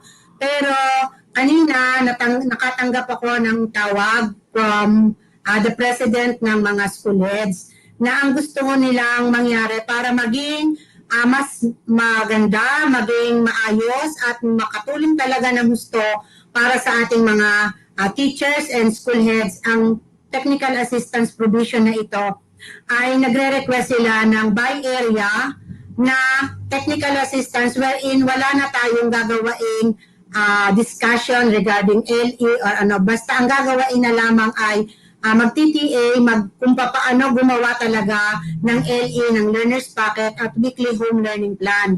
So, bali ang mangyayari ay magiging by subject area. So, kung meron tayong, bali magiging 10 ito, 9 dahil magkukombine na ang MTB at saka ang Pilipino dahil isa lang naman ang learning area supervisor natin, si Ma'am Rubilang. So, ang pangsyam natin ay ang kinder. So, mag-meeting ang CID this afternoon para sa pagpaplano namin kung paano namin ito ipararating sa inyo. Mas maganda na nagkaroon kami ng ganitong feedback para nang sa ganoon mas makatulong kami dahil ang hangad lang naman talaga namin ay makatulong, hindi makabigay ng confusion sa mga teachers kung paano ba siya gagawain. So magpaplano kami by siguro kung kakayanin namin na maisagawa ng Huwebes o Biyernes ang naturang request ng mga school heads na mag-by area para tutok talaga sa bawat teacher na naghahawak ng ganoong learning area ang maibibigay at ang sample na ibibigay ay talagang nakatutok sa ganoong learning area. Salamat po mga school heads sa inyong feedback at salamat po din sa inyong mga tulong, suporta sa CID dahil alam ko po na tayo ay magkakahawak kamay para sa mga gawaing ito para na sa ganun po pagdating ng October 5 ay ready na po ang Santa Rosa para sa pagsasagawa ng ating pagtuturo at maging handa na ang isip, handa na sa lahat para sa Batang Santa Rosa. Kung ano pa man po ang mga suggestions ninyo na gusto po ninyong gawain ng CID para sa inyo, mangyari lang po na sabihin sa mga EPS o PSDS o kahit po sa akin para nang sa ganon makapagplano po kami ng maayos at maibigay po namin ang nararapat na tulong para po sa pagharap natin sa new normal na ito. Alam ko po na napakahirap na ang gawain natin at alam ko po na ito ay para tayong kumbaga sa nanganganay na lahat ay dapat nating isaalang-alang ang lahat ng mga nagiging problema, challenges, lahat ay dapat nating aksyonan. Pero alam ko po sa tulong ninyo, tayo po ay magkakaisa, hindi po para tayo ay magtuligsaan, kundi para po tayo ay magkaisa na may patutunguhan at mas maganda ang lalabasan ng ating pong gagawain sa darating na pasukan. Maraming salamat po at tayo po ay may part 2 tomorrow. Mag-start po tayo ng 8:30 kasi kaya hindi po tayo nakapag-start ng 8:30 kanina dahil po dyan nga sa mga technical problems na na-encounter natin at talaga pong hindi natin to maiiwasan dahil tayo po ay bago pa din sa larangan ng paggamit dito sa ICT. Kaya nga sabi nga po ni Ma'am Nabo kanina na how much more kung ang mga bata na ang gagamit dahil tayo nga nahihirapan din po tayo. So, alam ko po, please bear with us para po tayo ay magkatulungan at sana po ay kung ano man po ang pangangailangan ng bawat isa ay makarating po para nang sa ganun po ay magkatulungan at maging maayos po ang lahat. So, see you po bukas ng 8:30 para po sa dalawang topic. Ito po ay yung modalities at saka po ang weekly home learning plan. Pagkatapos po nito ay magkakaroon po uli ng open forum at babanggitin ko natin po bukas kung ano po ang mapapagkasunduan naming meeting mamaya ng CID. So maraming salamat po at magandang tanghali po sa inyong lahat.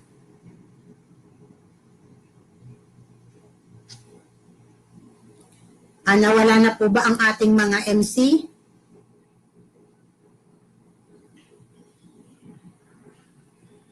Jason? Okay. Nasa backstage po kanina, ma'am. Sabi nga, thank you so much, Dr. Ofren. Okay, so may part 2 tayo tomorrow. Rest assured po lahat ng questions nyo na hindi pa namin nasasagot. Babalikan po namin lahat yung mga pinos nyo sa chat box. And then, before we start with the second session, with the next session po, na ipagpapatuloy namin for tomorrow, before the first session, we will try to answer yung mga hindi pa namin nasagot. With Ma'am Melu ko, siya po yung magpapacilitate before po yung mag-start yung next PASI. And see you all tomorrow. God bless and stay safe, everyone. Thank you po.